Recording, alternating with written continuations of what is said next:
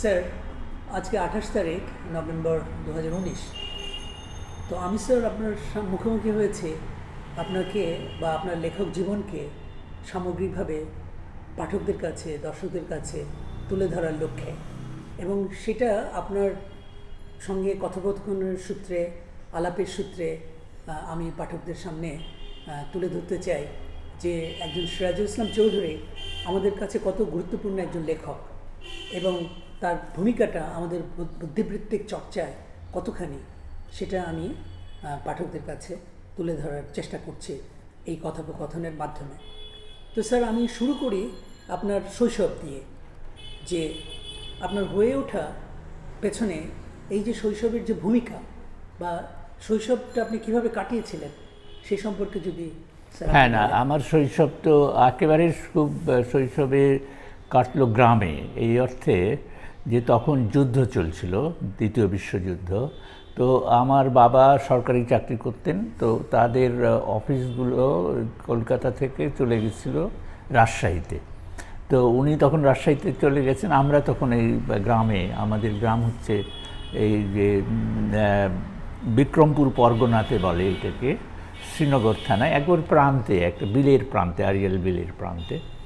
তো ওইখানে আমার ছেলেবেলাটা, শিশুকালটা কাটলো। এবং অনেক পরিবার যেহেতু চলে এসেছিল গ্রামে সেই সময় যুদ্ধের কারণে, সেজন্য আমাদেরই ওই পরিবারগুলোর প্রয়োজনে একটা প্রাথমিক স্কুল খোলা হলো, প্রাইমারি স্কুল বাড়ির সাথেই। মানে আপনি বলছেন স্যার দ্বিতীয় বিশ্বযুদ্ধের পর? দ্বিতীয় বিশ্বযুদ্ধ চলছে তখন। মানে আমার তো জন্ম 1936-এ, এই ধরা যাক যে 1900 দুর্ভিক্ষ চলছে তখন, 43-এর দুর্ভিক্ষটা চলছে, মন্বন্তরী বলি আমরা ওটাকে, ওইটা চলছে তখন। ওই রকম অবস্থাতে গ্রামের মধ্যে আমরা আছি। তো গ্রামের ওই জায়গাটা থেকে আমি ক্লাস 1 পর্যন্ত উঠলাম, ওই প্রাইমারি থেকে ক্লাস 1-এ উঠলাম। তারপরে রাজশাহীতে চলে গেলাম। বাবা যখন যেহেতু রাজশাহীতে থাকতেন, রাজশাহীতে চলে গিয়ে সেখানে আবার যেহেতু প্রিপারেশনটা ভালো ছিল, আমার বাবা আবার লেখাপড়ার ব্যাপারে খুবই আগ্রহী ছিলেন। তো তখন আমাকে ক্লাস 3-তে ভর্তি করে দিল। আমাদের বলতে যে ডাবল প্রমোশন দিয়ে দিচ্ছে। তো ক্লাস 3-তে লোকনাথ হাই স্কুল রাজশাহীতে, সেই স্কুলে আমি ভর্তি হলাম। তো ওই ক্লাস 3 থেকে ওখানে পড়তে পড়তে আমি ক্লাস 8-এ পড়ে, 8-এর শেষের দিকে, মানে 7 থেকে 8-এ উঠে আমার বাবা তখন কলকাতাতে চাকরি নিয়েছেন, কাজেই 8-এ আমি গিয়ে সে ভর্তি হলাম কলকাতাতে সেন্ট বার্নাবাস স্কুল খিদিরপুরে, সেইখানে ভর্তি হলাম। তো এইটা হচ্ছে ওই সময়ের। এবং তুমি যদি জানতে চাও যে আমি লেখাতে কেমন করে উৎসাহী হলাম, তার আগে যে আমি যেটা বুঝতে পারলাম সেটা হচ্ছে যে আপনার একেবারেই বিক্রমপুরের একটা পাড়াগা থেকে শুরু করে রাজশাহীতে, এবং তারপরে একটা আরও বড় কসমোপলিটন সিটি কলকাতায় আপনি স্যার পড়াশোনা করেছেন। মানে সেটা একেবারে শৈশবেই ঘটছে। শৈশবে। এবং তারপরে স্যার আপনি এখানে মানে এদিকে কিভাবে? হ্যাঁ, আমরা তো চলে গেলাম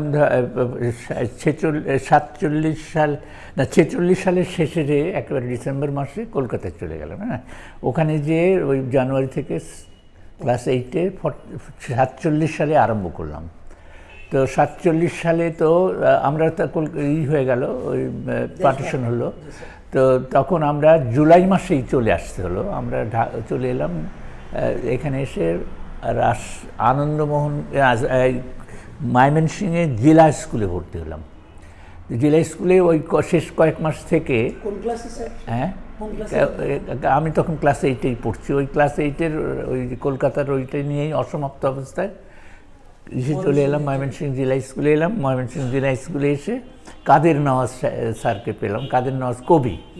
তো বলাতে যে তুমি তো এসছো, আমার কবিতা পড়েছো। তো প্রথম কবির সঙ্গে আমার দেখা হলো। উনি তখন ওই স্কুলের অ্যাসিস্ট্যান্ট হেডমাস্টার। তো যাই হোক, এখন 8-এর পরীক্ষাটা দিয়ে 9-এ ওখান থেকে প্রমোশন পেলাম। 9-এ এসে আমি ঢাকায় চলে এলাম। ঢাকায় এসে সেন্ট গ্রেগরি স্কুলে 9-এ ভর্তি হলাম। 9, 10 এই স্কুলে পড়লাম। এখান থেকে ম্যাট্রিক পাস করলাম। ম্যাট্রিক আমাদেরকে বলতো হাই স্কুল এক্সামিনেশন ঢাকা শহরে। তো ওইটা পাস করার পরে আবার ওই সেন্ট গ্রেগরিস কলেজে তখন সেন্ট গ্রেগরি স্কুলেই কলেজ হয়েছে সকালবেলা, ওর নাম হয়েছে সেন্ট গ্রেগরিস কলেজ। তো আমার বাবা আবার ওইখানে আমাকে ভর্তি করিয়ে দিলেন। তারপরে হলো কি, ওই স্কুলের মধ্যেই সকালবেলা কলেজ হতো, সেখান থেকে আবার আমরা পরে আরেকটা দালানে গেল। এরপরে আমি ওইখান থেকে ওই কলেজেরই পরে নাম হয়েছে নটরডেম কলেজ। তো ওইটে পাশ করে পাশ করে আমি ঢাকা ইউনিভার্সিটিতে এলাম এবং সেখানে ইংরেজিতে অনার্সে ভর্তি হলাম। অনার্স পাশ করলাম, MA পাশ করলাম। আমি আমি আমি ম্যাট্রিক পাশ করলাম 50 সালে, 1950-এ। পাশ করলাম 1952-তে রাষ্ট্রভাষা আন্দোলনের বছরে। তারপরে ঢাকা বিশ্ববিদ্যালয়ে ভর্তি হলাম। তারপরে এখান থেকে 56 সালে পাশ করলাম MA অনার্স 55, MA 56। প্রথমে এখান থেকে পরীক্ষা দিয়েই হরগঙ্গা কলেজে চলে গেলাম। ওখানে ঢাকার কাছে একটা ওখানে গেলেই চাকরি পাওয়া যেত, তখন ইংরেজির দাম ছিল। তো ওখানে চলে গেলাম। ওখান থেকে পরে জগন্নাথ কলেজে এলাম। জগন্নাথ কলেজে আমি ওই যে 57 সালের জানুয়ারি থেকে অক্টোবর পর্যন্ত এই কয়েক মাস পড়িয়েছি। ওখান থেকে ঢাকা ইউনিভার্সিটিতে তখন চলে এলাম।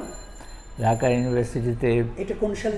57 সালে, 1957 সালে ঢাকা ইউনিভার্সিটিতে এসে লেকচারার হয়ে তারপরে একটা বৃত্তি পেলাম 59 সালে, 10 মাসের বৃত্তি। সেটা হচ্ছে ব্রিটিশ কাউন্সিলের। তো ওইটাতে আমি লিডস ইউনিভার্সিটিতে গেলাম। ওইটা diploma in post graduate studies. তো ওইটা করে এলাম। তারপরে তখন আবার একটা নিয়ম করেছিল যে একবার বিদেশে গেলে 5 বছর আর যাওয়া যাবে না পাকিস্তান আমলে। তো আমি 60 সালে ফেরত এসেছি। 5 বছর পরে 65 সালে কমনওয়েলথ স্কলারশিপ পেলাম। এবার আমি গেলাম লেস্টার বিশ্ববিদ্যালয়ে, ওই ইউকেতেই। সেখান থেকে PhD করলাম। PhD করে ফেরত এসে ঢাকা ইউনিভার্সিটিতে, আমার তো চাকরি ছিলই, স্টাডি লিভে গেছিলাম, আবার এখানেই রয়ে গেছি। এটাই হচ্ছে আমার ক্যারিয়ার আর কি। স্যার, এখানে একটা জিনিস জিজ্ঞেস করি। আপনি ওই একটা লেখায় বলেছেন যে একটা ভয়ের ব্যাপার, গ্রামকে নিয়ে ভয়, কিন্তু আসলে তো গ্রামকে নিয়ে নয়। আমার যেটা মনে হয়েছে যে একটা সামগ্রিকভাবে একটা মানে ভীতিকর পরিস্থিতি হয়েছে এখন। এবং এই যে ভয়, এই ভয়টা আসলে কিসের ভয় বলে আপনি বলতে চেয়েছেন? আসলে ভয় জিনিসটা হচ্ছে আমাদের সংস্কৃতির মধ্যেই ছিল। যেমন ধরা যাক, ওই যে গ্রামের অভিজ্ঞতার কথা তুমি বলছো, আমাদের গ্রাম তো প্রান্তে, এবং ওইখানে আমাদের সামনে গাছে, বাড়ির সামনে একটা বড় গাছ ছিল, আবার গাব গাছ ছিল, জঙ্গল ছিল। ওইগুলোকে ভূতটুত থাকে, এগুলো ভয় হতো। যাই হোক, এই ভয়টা হচ্ছে, আমি প্রথম একটা ভয় পেলাম মনে হয় এখন, যেটা আমি পরে বুঝি, আর তখন বুঝিনি। সেটা হলো যে একটা আত্মহত্যার ঘটনায়। এই আত্মহত্যার ঘটনাটা হলো যে ওই যে দুর্ভিক্ষ চলছে 1943-এর মন্বন্তর, ওইখানে তো আমরা গ্রামে, তো আমরা তো অন্যভাবে টের পাওয়ার কথা না, কিন্তু দেখলাম যে শুনলাম আমাদের পুকুর, বাড়ির সামনে পুকুরের চারপাশে বসত বাড়ি, 3 পাশে, এক পাশ খোলা, 3 পাশে বসত বাড়ির ওই পারে শুনলাম, পুকুরের ওই পারে একজন লোক আত্মহত্যা করেছে। তো আত্মহত্যা করেছে, তখন আমরা গেছি, ছোট অল্প বয়স, যেয়ে দেখছি যে একটা লোক গাছের সাথে ঝুলছে এবং সে নড়ছে তার শরীরটা। পরে বুঝেছি যে আত্মহত্যার কারণ হচ্ছে অভাব, তার চাকরি টাকরি ছিল না এবং তার অর্থ সংসার চলছিল না, সেজন্য সেই লোক আত্মহত্যা করলো। তো ওইতে আমার মনে হয় ওই ভয়টা আমার ভেতরে রয়ে গেছে, এবং এই ভয়টা হচ্ছে অর্থনৈতিক অবস্থায়, যে এই একটা লোক মানে এই অনাহারে বেকার অবস্থায় নিজের জীবন শেষ করে দিল। আমি সবসময় দেখেছি যে আমরা এমন পশ্চাৎপদ, এমন একটা দেশে বাস করি, বা আমাদের যেখানে অর্থনীতি এত দুর্বল যে ওই চাকরি না পেলে মানুষের কোনো ভরসা ছিল না। আর আমরা যেখানকার মানুষ, সেখানে ফসল ভালো হয় না, এটা বিলের সাথে নিচু এলাকা। সেজন্য এই বিক্রমপুরের লোকদেরকে বলা হয় যে এরা সারা পৃথিবীতে ছড়িয়ে পড়েছে, বলা হয় যে এখান থেকে অনেক বড় বড় লোক বেরিয়েছে। তার কারণ হচ্ছে যে এইখানে কৃষির ওপরে নির্ভর করা যেত না, সেজন্য ছড়িয়ে পড়তে হতো, লেখাপড়া করতে হতো, এবং লেখাপড়া করার সুযোগ না থাকলে চাকরি খুঁজতে হতো। এখন এই মুসলমান সম্প্রদায় তো ওই লেখাপড়ার সুযোগ পায়নি, তাদের জমি জমাও তেমন ছিল না, উদ্বৃত্তও ছিল না।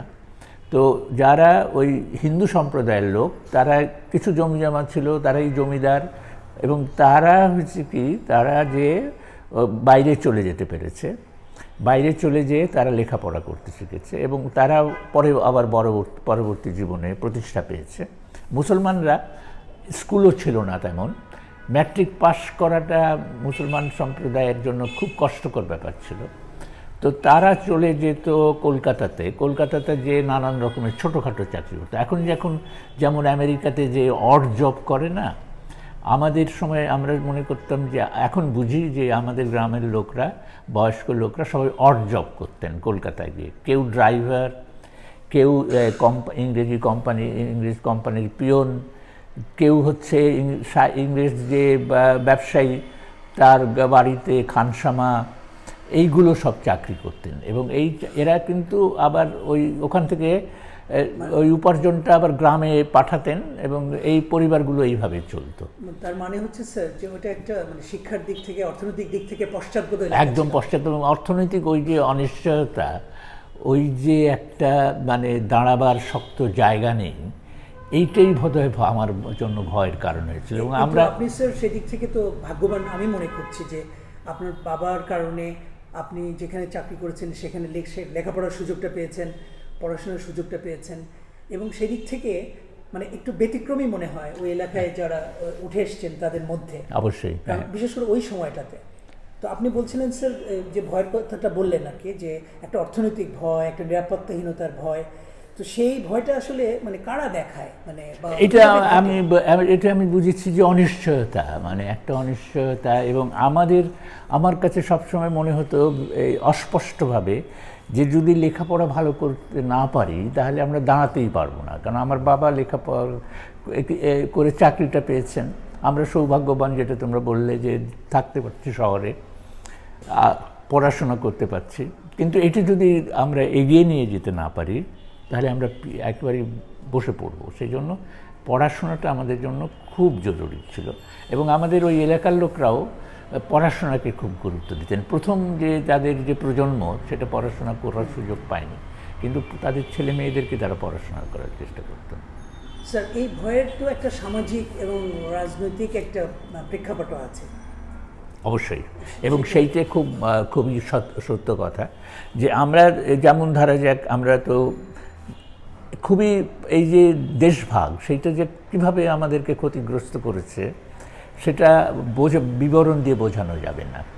সেটা হলো এই যে আমরা যখন কলকাতাতে গেছি, কলকাতাতে আমরা থাকবো অনেক দিন, কলকাতাতে পাশ করে কলেজে পড়ে আমরা প্রতিষ্ঠিত করব, কিন্তু আমরা চলে এলাম, হঠাৎ করে পার্টিশন হলো, আমাদেরকে দেশে চলে আসতে হলো। আমার গ্রামে কিন্তু আমরা ওই যে গেছি শৈশব থেকে, তারপরে আর গ্রামে আসেনি। আমাদের প্রথমে এসে গ্রামে উঠতে হলো, তারপরে ময়মনসিংহ যেতে হচ্ছে, ঢাকা শহরে আসছি। ঢাকা শহরে জীবন তখন অনেক অনিশ্চিত একদম। ঢাকা শহরে আমরা কোথায় এলাম? ঢাকা শহরে যখন আমরা নামলাম ফুলবাড়ি স্টেশন, তখন আমার মেজো ভাই ও বলে যে আমার কান্না পেয়েছিল। কেন বললো, কোথা থেকে কোথায় এলাম? শিয়ালদা থেকে উঠেছি, এইখানে এসে অন্ধকার, ঘোড়ার গাড়ি, বিশ্রীময় আলোর অপর্যাপ্ততা, রাস্তাঘাট ভাঙা, এবং উঠলাম কোথায়? এখানে তো বাড়িঘর ছিল না ঢাকা শহরে, ভাড়া বাড়ি পাওয়া যেত না। আত্মীয়ের বাড়িতে তারা কখনো ভাবেনি যে এরকমভাবে বাড়ি আরেকজনের সাথে শেয়ার করতে হবে, ভাড়াও মনে হয় নিত না। তো আত্মীয়ের বাড়িতে একটা বড় কামরা নিয়ে আমরা উঠলাম। তো সাথে রান্নাঘর টর ইত্যাদি, এবং ট্রাম নাই, বাসের সার্ভিস নাই, স্যানিটেশন নাই, বাতি টিম করে একদম সুবিধা নেই। এবং আমরা মনে হলো যে কোথা থেকে কোথায় এলাম, কোথায় গড়ের মাঠ, আর কোথায় মানে এই ঢাকা শহর, কোথায়। একটা আকস্মিক ধাক্কা ছিল দেশভাগটা, অত্যন্ত আকস্মিক। এবং আমাদের তবুও আমরা টিকে যেতে পারলাম, যেহেতু বাবা চাকরি করতেন।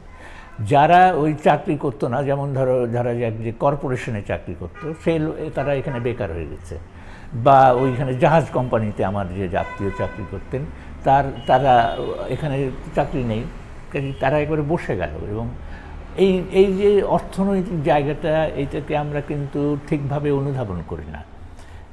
এখন তাহলে দেশভাগের যে একটা যন্ত্রণা আছে, যেমন এখান থেকে ওপারে যারা গেছেন এবং ওদিক থেকে যারা এদিকে এসছেন, বা অনেকে ওখানে প্রতিষ্ঠিত, যেমন আপনার বাবা ছিলেন ওখানেই প্রতিষ্ঠিত হতেন, অথচ আসতে হলো আকস্মিকভাবে। এবং এই দেশভাগটা তাহলে আমাদের ভেতরে এক ধরনের মানে বিভাজন তো আছেই, সেই সঙ্গে সঙ্গে মানুষের জীবনকেও কি বিপন্ন করে দেয়নি স্যার? অবশ্যই দিয়েছে। এখান থেকে যারা গেছে তারা ধরা যাক যে আমাদের, ধরো আমরা এখানে প্রথমে এসে শুনলাম যে আমাদের স্কুলে, ওই সেন্ট গ্রেগরি স্কুলে যারা ভালো শিক্ষক ছিলেন তারা ইতিমধ্যেই চলে গেছেন, সাথে সাথেই চলে গেছেন। তারপরে যারা আছেন তারা ধীরে ধীরে চললেন। 1950 সালে যখন আমি ম্যাট্রিক পরীক্ষা দিতে গেলাম, তখন একটা দাঙ্গা হয়েছে। প্রথমে কলকাতায় দাঙ্গা হয়েছে, প্রতিক্রিয়া ঢাকায় দাঙ্গা হয়েছে। যে দেখি যে অধিকাংশ ক্লাসে কিন্তু অধিকাংশ হিন্দু ছেলে, যে দেখি যে ওই যে আমাদের হিন্দু সম্প্রদায়ের বন্ধুরা তারা অনেকেই আসে নাই পরীক্ষা দিতে, তারা চলে গেছে, সমস্ত পরিবার শুদ্ধ চলে গেছে। আর দু একজন যারা এসছে তারা পরীক্ষা দিয়ে আবার চলে যাবে। তো এই যে তাদের জীবনের যে এইটা, আর আমরাও কিন্তু ওই যে কলকাতাতে গুছিয়ে গেছে বসেছি, স্কুলে ভর্তি হয়েছি, এই একটা পড়বো, অনেক দিন থাকবো এখানে, সেই জায়গাটাতে ছত্রভঙ্গ হয়ে আমরা এইখানে একটা নতুন জায়গায় এলাম যেখানে আমাদের নেই, কোনো পরিচিতিই নেই, বা যেখানে যার জন্য আমরা একেবারেই প্রস্তুত ছিলাম না। এবং আমরা যে স্কুল পেলাম সেই স্কুল ভগ্নদশায় পেলাম, এর গৌরবের সময় আমরা পাইনি। আর ওইখানে যে স্কুল ছিল সেইখানে একবারে সুন্দর গুছিয়ে স্কুল, খুব ভালো স্কুল, সেন্ট বার্নাবাস মিশনারিদের স্কুল। তাহলে একটা জিনিস স্যার, মানে আবার সেটাই মনে পড়ছে যে এই পূর্ববঙ্গের মানুষেরা যে শিক্ষার ক্ষেত্রে পিছিয়ে পড়েছিল, এবং তার জন্য এখানকার আর্থসামাজিক এবং পরিবেশেরও একটা দায় আছে।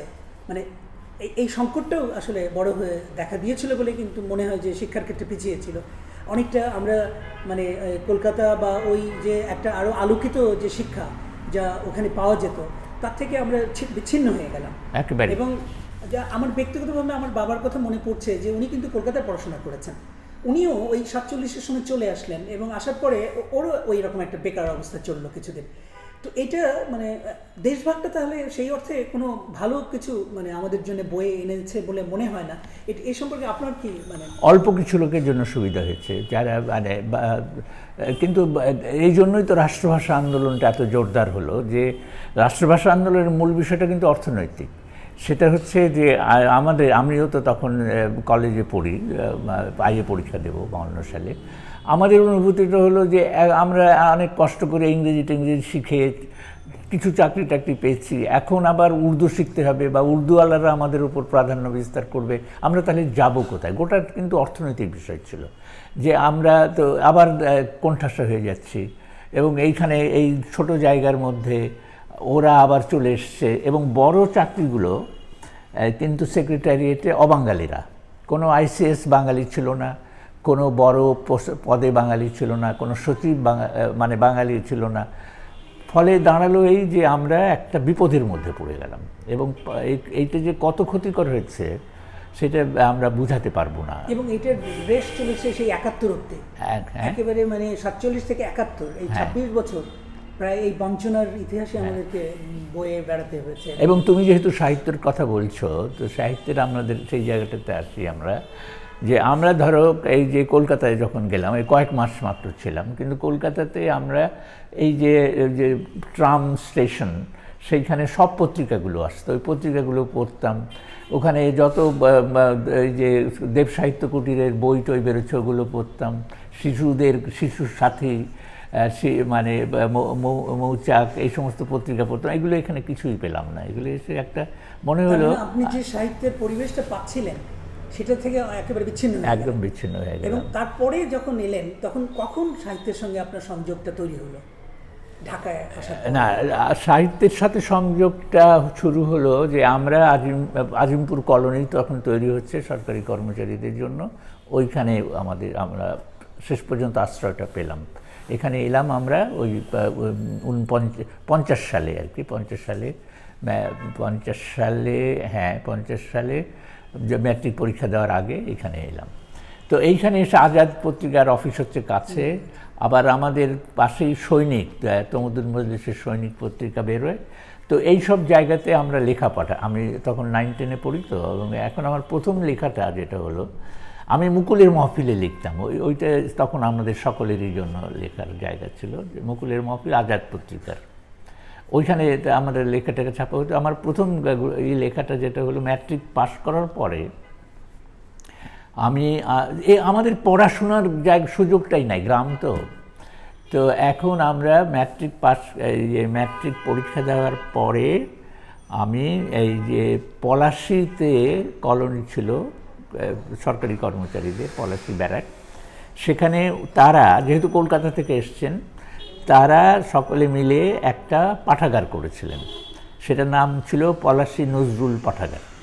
তো আমার মামা ওইখানে থাকতেন, মামা অবিবাহিত ছিলেন, তিনি ওই ব্যারাকে থাকতেন, তিনি এইটার সদস্য হলেন, এবং তার কার্ডে আমি নিয়মিত বই আনতে পারতাম ওখান থেকে। তো ওই বই সমস্ত যখন রচনাবলীগুলো তখন পড়ার সুযোগ পেলাম, শরৎচন্দ্র রচনাবলী, বঙ্কিমচন্দ্রের, রবীন্দ্রনাথের, এগুলো পড়ার ওইখানে সুযোগ পেলাম। আর যেটা হলো যে আমরা একটা বাড়িতে, একজন আমাদেরই আত্মীয়ের বাড়িতে, সেইখানে ছিলেন নাজমুল করিম সাহেবরা থাকতেন, আর নাজমুল করিম এবং আমার আর এক আত্মীয় তারা একসাথে থাকতেন, দুজনই অবিবাহিত, দুজনই তখন ঢাকা কলেজের অধ্যাপনা করেন। তো তাদের বাড়িতে গিয়ে একটা greatest short stories of the world বলে একটা বই পেলাম। হ্যাঁ, তো ওই বইতে দেখি যে মোপাসার গল্প আছে, দুটো গল্প। একটা হচ্ছে খুব বিখ্যাত গল্প যে ডায়মন্ড নেকলেস, আরেকটা গল্প আছে এ পিস অফ স্ট্রিং। তো এই দুটো পড়ে আমার খুব এত ভালো লাগলো যে আমি ভাবলাম যে এই দুটো আমি অনুবাদ করব। তখন আমি ম্যাট্রিক মানে পরীক্ষা দিয়েছি, তো এই দুটো আমি অনুবাদ করলাম।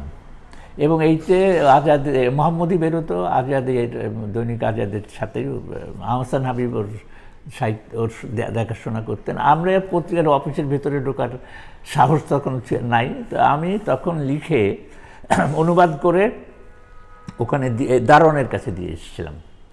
তো তারপরে পরের মাসে আবার দেখা যেত যে আজাদ পত্রিকাটা ওই তার অফিসের দেয়ালে টাঙিয়ে দেওয়া হতো সকালবেলা। তো সকালবেলা ওখানে আমরা যেতাম, প্রথমেই ওই পত্রিকা দেখতাম। আজাদ আমাদের বাবারা রাখতেন বাসায়, কিন্তু ওইখানেই প্রথম দেখতাম হাঁটতে হাঁটতে গিয়ে। তো ওখানে মোহাম্মদী পত্রিকার বিজ্ঞাপন বেরোতো যে মোহাম্মদী পত্রিকায় এই সংখ্যাতে কার কী কী লেখা ছাপা হয়েছে। ও বা, আমি দেখি যে আমার ওই লেখা ছাপা হয়ে গেছে, মোহাম্মদীতে আছে, মানে লেখক সূচির মধ্যে ওইটা আছে। তো ওইটাই আমার প্রথম মানে বড়দের লেখা। আগে তো ছোটদের লেখা, ওই যে ছোট হিসেবেই মুকুলের মহফিলে লিখেছে, ওইটাই আমার প্রথম বড়দের পত্রিকায় লেখা। এবং তারপরে আবার আমি ওই পিস অফ স্ট্রিং যেটা, ওইটাও অনুবাদ করলাম, ওইটাও ছাপা হলো।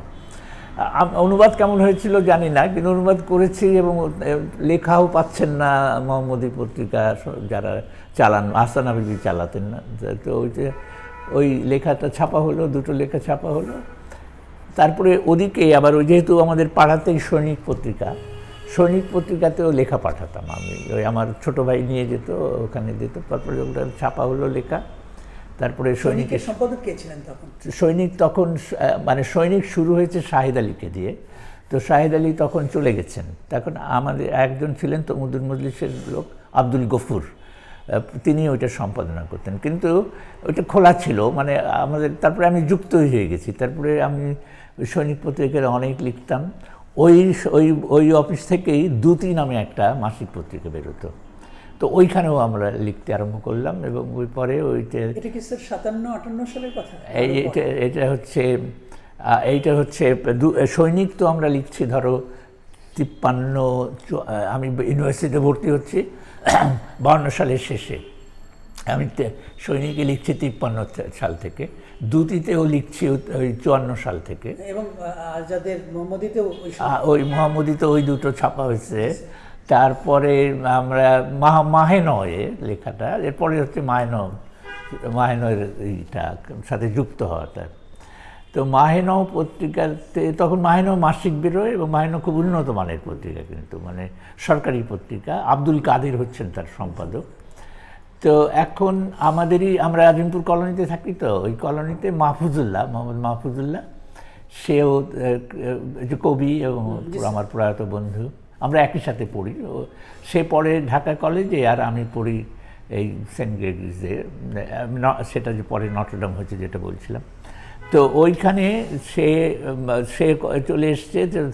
সে আবার আইএ পাস করার পরে তো সে মানে ঢাকা ইউনিভার্সিটিতে ভর্তি হয়েছে। আবার ওখানে মাহেনয়ের সাথে সে লেখে, কারণ কাদির সাহেব, আব্দুল কাদির, তার সম্পর্কে কাকা হতেন, চাচা হতেন আর কি। তো ওই মাহেনা অফিসে তার যাতায়াত ছিল। তো মাহফুজুল্লাহর সাথে আমাদের পাড়ার বন্ধুত্ব। তো মাহফুজুল্লাহর ওখানে আমি গল্প পাঠাতাম মাহফুজুল্লাহর মাধ্যমে, ওইটা কাদির সাহেব ছাপতেন এবং তারপরে আবার অনুবাদ দিতেন। অনুবাদ দিলে আবার কিছু উপার্জন হতো। আবার ইতিমধ্যে রেডিও ছিল এইখানে, এই রেল লাইনের পাশে, নাজিমউদ্দিন রোড নাম ছিল থিয়েটার, এখন সেটা আবু জবর গিফারি কলেজ। এইটা ছিল রেডিওর অফিস। তো রেডিও আমাদের জন্য সবসময় আকর্ষণীয়। রেডিওতেও আমি আমার মনে আছে যে অনার্স থার্ড ইয়ারে উঠে অনার্স রেডিওতে একটা অনুষ্ঠান করার সুযোগ পেয়েছিলাম, ওই মাহফুজুল্লাহর মাধ্যমেই পরিচয়। আবার যেটা হলো যে আমরা সাহিত্যের আমার অনুরাগের আরেকটা কারণ হচ্ছে ওই যে আমরা যখন আইএ ক্লাসে ভর্তি হয়েছি, তখন আমরা কিন্তু মানে সাহিত্যের অনুরাগটা হলো স্কুল থেকেই তো হয়েছে, এবং আমরা সচিত্র ভারত, তারপরে অগত্যা বেরোতো, সেইটা পড়তাম ঢাকা থেকে। বাইরে থেকে তখন অচল পত্র বলে একটা পত্রিকা বেরোতো, সেইটা খুব মনোযোগ দিয়ে পড়তাম, আগ্রহের সাথে পড়তাম।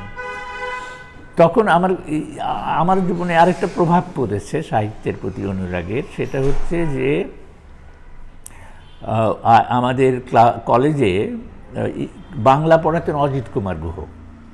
তো উনি জগন্নাথ কলেজের এখানে পার্ট টাইম পড়াতেন। তো ওর কাছে উনি যখন পড়ালেন, যে এই যে আবৃত্তি করলেন মধুসূদনের থেকে, মেঘনাদ বধ থেকে একটা অংশ ছিল পাঠ্য, সেই আবৃত্তি করার পরে আমার মনে হলো আরেকটা জগৎ। তারপরে উনি যখন সোনার তরী কবিতাটা পড়লেন, আর সোনার তরী তো এমনিতে আমরা মজার ভালো কবিতা, কিন্তু ওর মধ্যে যে গভীর আছে, দার্শনিকতা আছে। উনি বললেন যে ইতিহাস বিধাতা মানুষের ইটা নিয়ে যায়, সৃষ্টিটা নিয়ে যায়, কিন্তু মানুষকে ত্যাগ করে মানুষ থাকে, মানুষ ইতিহাসে যেতে পারে না, তার কাজ যায়। নৌকাটা যেন ইতিহাস সে নিয়ে চলে যাচ্ছে মানুষের কাজটাকে। এই সব ব্যাখ্যা যে দিলেন, এগুলো খুব মানে এই দার্শনিক ব্যাখ্যাটা স্যার আপনাকে খুব টেনেছে। এবং তারপরে হাতে লেখা, তখন তো ছাপার সামর্থ্য ছিল না ওই কলেজে, হাতে লেখায় স্টেনসিল করে হাতে লেখা একটা পত্রিকা বেরিয়েছিল, সেইখানে আমি একটা গল্প দিয়েছিলাম। এবং অজিত গুহ ছিলেন ওইটার মানে উপদেষ্টা। তো উনি যেহেতু এইটাকে আমার লেখাটাকে ওখানে মনোনীত করেছে, আমার খুব ভালো লেগেছিল ভাবতে যে স্যার এটা মনোনীত করেছেন, পড়ছি। তো গল্প ছাপা হলো। আর সাহিত্যে আরেকটা অনুরাগ হলো যে ওই কলেজে ব্যক্তিগতভাবে কথা হতো। হ্যাঁ, অবশ্যই। হ্যাঁ। পরে তো আমি যখন জগন্নাথে গেলাম, তখন তো আমি তার সহকর্মী হয়ে গেলাম। তো এখন এইগুলো ছিল আমাদের ছোট জগৎ, কিন্তু এর উপরে প্রভাব পড়তো। আর আমরা তখন আমাদের ওই কলেজে একজন তরুণ শিক্ষক ছিলেন, তখন আর তিনি vice principal, father Martin, J Martin. হ্যাঁ, বয়স হয়তো 30 হবে। এরা তো অবিবাহিত এবং এরা খুব তেজোদ্দীপ্ত। হ্যাঁ, আমার ডিরোজিওর কথা মনে হচ্ছে। হ্যাঁ, ডিরোজিওর কথা মনে করে। এই ফাদার মার্টিন ওখানে পড়াচ্ছেন। তো উনি ইংরেজি সাহিত্য পড়াতেন এবং উনি ওই সাহিত্যের নানান রকম ব্যাখ্যা দিতেন। লা বয়েল সা মাসি, দ্য বিউটিফুল গার্ল উইদাউট মাসি, কিটসের কবিতা।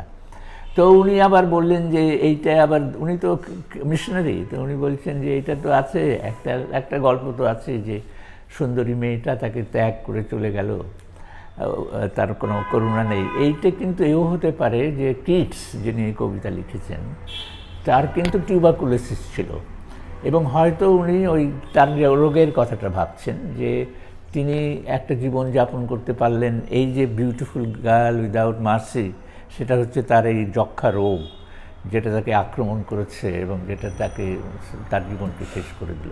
এই ধরনের ব্যাখ্যা উনি দিতেন। আর যেটা উনি করলেন সেটা হলো শেক্সপিয়ারের একেবারে মূল নাটক টেম্পেস্ট নাটকটা উনি আমরা অল্প কয়েকজন, এবং ওইখানে তো মেয়ে নাই, ছেলেই একজন আমাদেরই বন্ধু, তো সেই আবার মেয়ে সাজল, মানে ওখানে তো মিরান্ডা বলে একটাই মেয়ে নারী চরিত্র।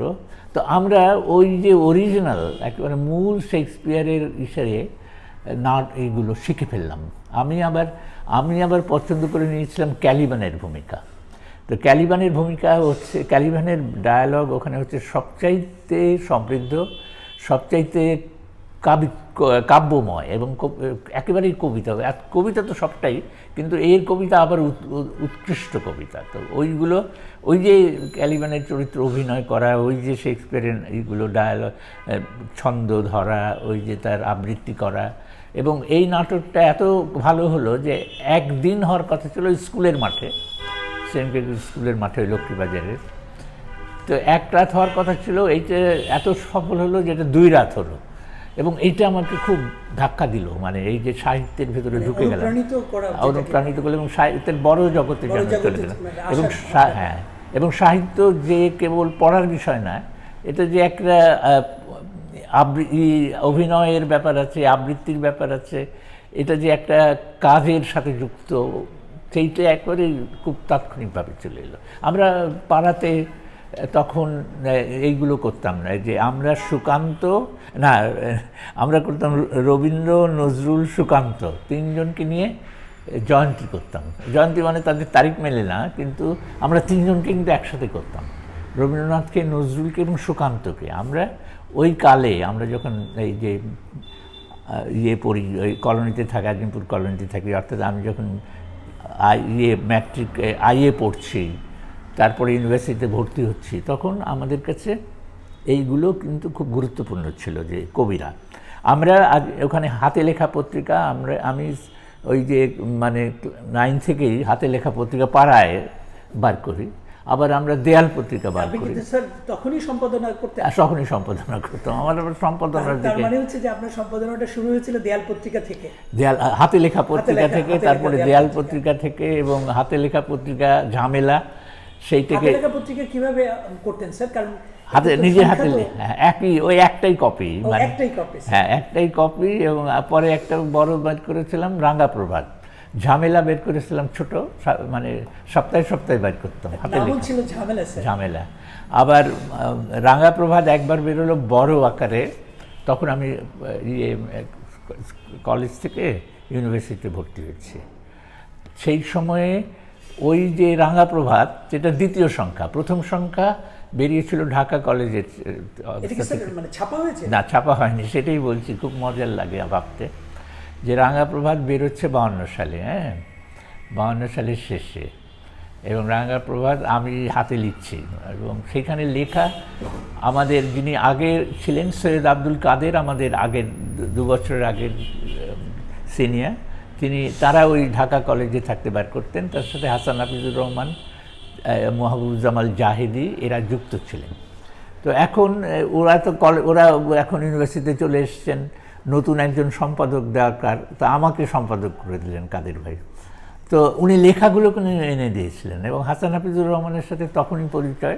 হাসান হাফিজুর রহমান আবার খুব নিজের লেখা তো দিয়েছেনই, তিনি আবার লেখা এনেও দিতেন। আমার মনে আছে যে ওই লেখা ওখানে ছিল, মুনির চৌধুরীর লেখা ছিল ন্যাংটার দেশে, সেইটা ওই হাসান ভাই দিয়েছেন। হাসান হাফিজুর রহমানের আরও 2টি মৃত্যু, সেটা পরে সওগাতে ছাপা হয়েছে, বড়, ওইটাও ওখানে ছিল। বোরহানুদ্দিন খান জাহাঙ্গীর আমার বন্ধু, পরে তখনও তার সাথে এটা হচ্ছে যখন আমি, এখন আমার মনে হচ্ছে যে আমি তখনও ইউনিভার্সিটিতে ভর্তি হইনি, তার আগে। তারপরে তো বোরহানের সঙ্গে আমরা সহপাঠী, বোরহান পড়েছে ঢাকা কলেজে, তারপরে সৈয়দ আতিকুল্লাহর কবিতা, শামসুর রহমানেরও কবিতা এখানে, ওইটাই হাতে লেখা। নাম কি ছিল স্যার? রাঙা প্রভাত। হাতে লেখা না, একটাই, হাতে লেখা তো একটাই বেরোবে। এইটা ছিল রাঙা প্রভাতের 2য় সংখ্যা, মানে এটা স্যার বলতে পারি যে 51 সালে হবে, 50 সালের পরে আমি ম্যাট্রিক পরীক্ষা, মানে তখনই আপনি এই ধরনের লেখক যারা পরে হয়ে উঠছেন, বেশ মানে খ্যাতিমান হয়ে উঠছেন, তাদের লেখা আপনি পড়েছেন না, শুধু সম্পাদনার সঙ্গে যুক্ত হয়ে গিয়েছেন, এবং হাসান ভাইয়ের সাথে খুব খাতির হয়ে গেল। হাসান হাফিজুর রহমান ইনি আবার এইগুলোকে খুব উৎসাহিত করতেন তখন আমাদের, আর তিনি প্রথম সংখ্যার সাথে যুক্ত ছিলেন, দ্বিতীয় সংখ্যা আমি বের করছি, কিন্তু লেখাগুলো তার কাছে ছিল। হয়তো পরিকল্পনা ছিল যে তিনি সম্পাদনা এই করবেন। রাঙা প্রভাতের আপনার আগে স্যার একটা সংখ্যা বেরিয়েছে বলে, একটাই না, ওই একটাই সংখ্যা, আগে একটা সংখ্যা বেরিয়েছিল, তারপরে আর একটা সংখ্যা, দ্বিতীয় সংখ্যা আর বেরোয়নি, কিন্তু ওইখানে এইসব লেখাগুলো ছিল। একটা জিনিস আর ওখানে যিনি, আরও একটা মজার ব্যাপার, আজিমপুর কলোনিতে সবাই থাকে তো, এইখানে ওই শিল্পীরাও ছিলেন কেউ কেউ। হুমায়ুন কাদির পরে, হুমায়ুন কাদির ওর নাম, পরে উনি বড় শিল্পী হয়েছিলেন, তিনি থাকতেন, তিনি ছবিগুলো এঁকে দিলেন। জোনাবুল ইসলাম ছিলেন, জয়নুল আবেদিনের ছোট ভাই, শিল্পী হয়েছেন পরে, তিনি ছবি এঁকে দিলেন।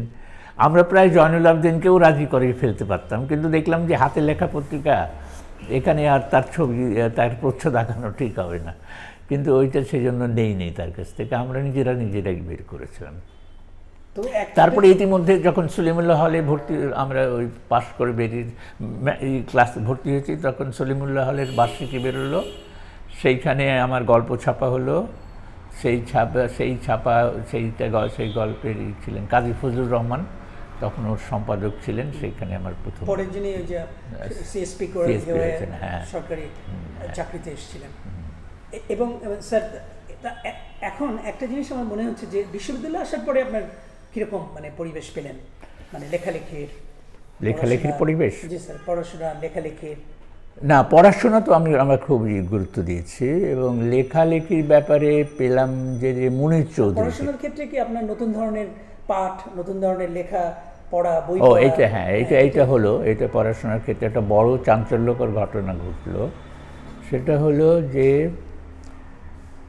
সাহিত্য পাঠের যে ধারা, সেইখানে যে প্রথম আমার এটা হলো, বড় জায়গায় গেলাম, সেটা হলো যে সৈয়দ আলী আশরাফ, সৈয়দ আলী হাসানের ছোট ভাই, উনি খুব ভালো ছাত্র ছিলেন আমাদের ইংরেজির।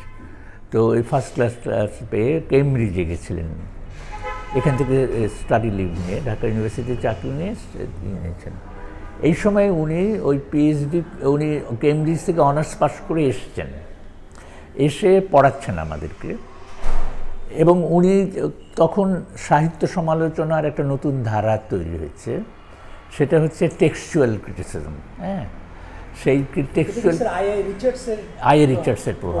রিচার্ডসের প্রভাবে, এবং তখন সাহিত্য কোন দিকে যাবে, সাহিত্যের তো ওই অর্থ ব্যাখ্যা, এগুলো তো শেষ হয়ে গেছে, আর কত ব্যাখ্যা করা যায়।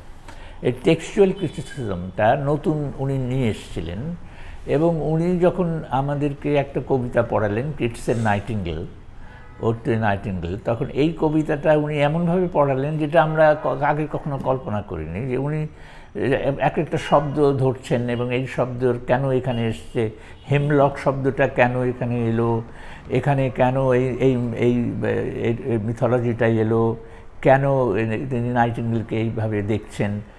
এই যে টেক্সচুয়াল ক্রিটিসিজম, সেইটা ওই কেমব্রিজ থেকে এসছে, এবং তখন ওইটা বিকশিত হচ্ছে। এই টেক্সচুয়াল ক্রিটিসিজমে আমরা অভ্যস্ত হয়ে গেলাম, যে এখন এই অর্থ খুঁজতে হবে ভিতরে গিয়ে, এবং অর্থটা বাইরে নেই, বা অর্থটা এক জায়গায় নেই, এটা অর্থটা সমস্ত কবিতার মধ্যে পরিব্যাপ্ত অবস্থায় আছে, এইটা পেলাম। কিন্তু আরেকজনের এসেছিলেন, ওনাদেরই পারিবারিক, মানে একই পরিবারের, ওনারই বোধহয় চাচাতো ভাই, এরা একই, সৈয়দ সাজ্জাদ হোসেন। তো সৈয়দ সাজ্জাদ হোসেন পিএইচডি করে এসছেন কিপলিংয়ের ওপরে। ওনার লেখা ওনার প্রভাব আবার অন্য রকমের হলো। সেটা হলো যে উনি যেটা করছিলেন, যেটা হচ্ছে উচ্চারণগুলো শেখাচ্ছিলেন। উনি খুব উচ্চারণের ওপরে খুব গুরুত্ব দিতেন, কিন্তু ওইটা আমাদের উপর প্রভাব ফেলেনি। প্রভাব আরেকজন ফেললেন, সেটা হচ্ছে জ্যোতির্ময় গুহঠাকুরতা। জ্যোতির্ময় গুহঠাকুরতাকে আমি প্রথম দেখি সে পুরনো ঢাকায়, যে এই জন্য যে আমি তো সবসময় কৌতূহলী, তো দেখছি যে একজন বললো যে ইনি জ্যোতির্ময় গুহঠাকুরতা। তখন ছোট শহর, আমি তখন ওই যে আইএতে ক্লাসে পড়ি, তখন ওই ছোটো শহর লক্ষ্মীবাজারে যাতায়াত করি। জ্যোতির্ময় গুহঠাকুর থাকেন গ্যান্ডারিয়াতে থাকেন, নারিন্দাতে থাকেন। তো ওই দিক দিয়ে যাওয়ার পথে একজন বললো ইনি জ্যোতির্ময় গুহঠাকুরতা। তো ধুতি পরে যাচ্ছেন, সেটা একটা দৃশ্য, খুব একজন অত্যন্ত অভিজাত লোক মনে হচ্ছে, সেটা আরেকটা ঘটনা। আরও একটা ঘটনা হলো যে তখন মুক্তি নামে একটা পত্রিকা বেরিয়েছিল। মুক্তি বানান ছিল ময়রশ্রী, কয় হসন্ত তয়রশ্রী। তো এই বানান ছিল, এবং এটা বোধহয় 2-3 সংখ্যা বেরিয়েছে। এটা ছিল র্যাডিক্যাল হিউম্যানিস্টদের, এবং এর পেছনে ছিলেন এই জ্যোতির্ময় গুহ ঠাকুরতা, এবং সামনে ছিলেন মাহবুব জামাল জাহিদি, এবং আরও ছিলেন তখন প্রতিষ্ঠিত, জাহিদি তখনও ছাত্র, আব্দুল গনি হাজারি। তো এরা এই একটা বা দুটো সংখ্যা বেরিয়েছে। তো ওই মুক্তিতেই আমি জ্যোতির্ময় গুহ ঠাকুরতার লেখা পড়েছিলাম, এবং তারপরে যখন ভর্তি হলাম ইউনিভার্সিটিতে, তো তার স্যারকে কাছে পেয়ে গেলাম, এবং আমাদের ওই যে দ্যুতি পত্রিকা, তার সঙ্গে আমি তখন যুক্ত হয়ে গেছি। দ্যুতির জন্য একটা লেখাও তার কাছ থেকে নিয়ে এসেছিলাম। তিনি দ্যুতি চলছিল, মানে দ্যুতিতে আমি যুক্ত হয়েছি ওই যে 52 সালের পরে 53 আসকার ইবনে সাঈদ সম্পাদক ছিলেন, ওই যে নাট্যকার, উনি সেটার সম্পাদক ছিলেন। পরে মাহফুজুল্লাহ রামি, আমরা দুজনেই চালাতাম। আসকার ভাই অতটা মনোযোগ দিতে পারতেন না, উনি নিজের নাটক লেখা তারপরে পড়ানো এগুলো নিয়ে ব্যস্ত ছিলেন, আমরা দুজনেই চালাতাম। তো এখন এই জ্যোতির্ময় গুহ ঠাকুরতা যেটা আমাদের সামনে আনলেন, সেটা হচ্ছে তুলনামূলক বিচার। হ্যাঁ, তুলনামূলক বিচার হচ্ছে যে এই যে যেমন উনি দেখাচ্ছেন যে সুইনবার্নের কবিতা আর রবীন্দ্রনাথের কবিতা, এইটে দুটোর মধ্যে তুলনা করে দেখাচ্ছেন যে এইটা কীরকমভাবে দুটো আলাদা, এবং দেখাচ্ছেন যে রবীন্দ্রনাথের কবিতা অনেক ভালো। ওর সাথে রবীন্দ্রনাথের যে কবিতা আছে যে মানসী, আর সুইনবার্নের একটা কবিতা আছে যে ওই ওই ওই একই থিমের ওপরে, প্রেম, এই অ্যাফ্রোডাইটির ওপরে। তো এই দুটোর তুলনা করে উনি দেখালেন যে এই রবীন্দ্রনাথের কবিতা অনেক ভালো, যদিও আমরা সুইনবার্নেরই পাঠক, আমরা পরীক্ষার জন্য সুইনবার্নকেই পড়ছি। এবং এটা কিন্তু আপনি ইংরেজি পড়ছেন, হ্যাঁ, কিন্তু রবীন্দ্রনাথকে নিয়ে এসেছেন, হ্যাঁ, তুলনামূলকভাবে নিয়ে এসেছেন। আবার এর আরেকটা প্রভাব ছিল যে মুনির চৌধুরীরও প্রভাব আমার জীবনে পড়েছে।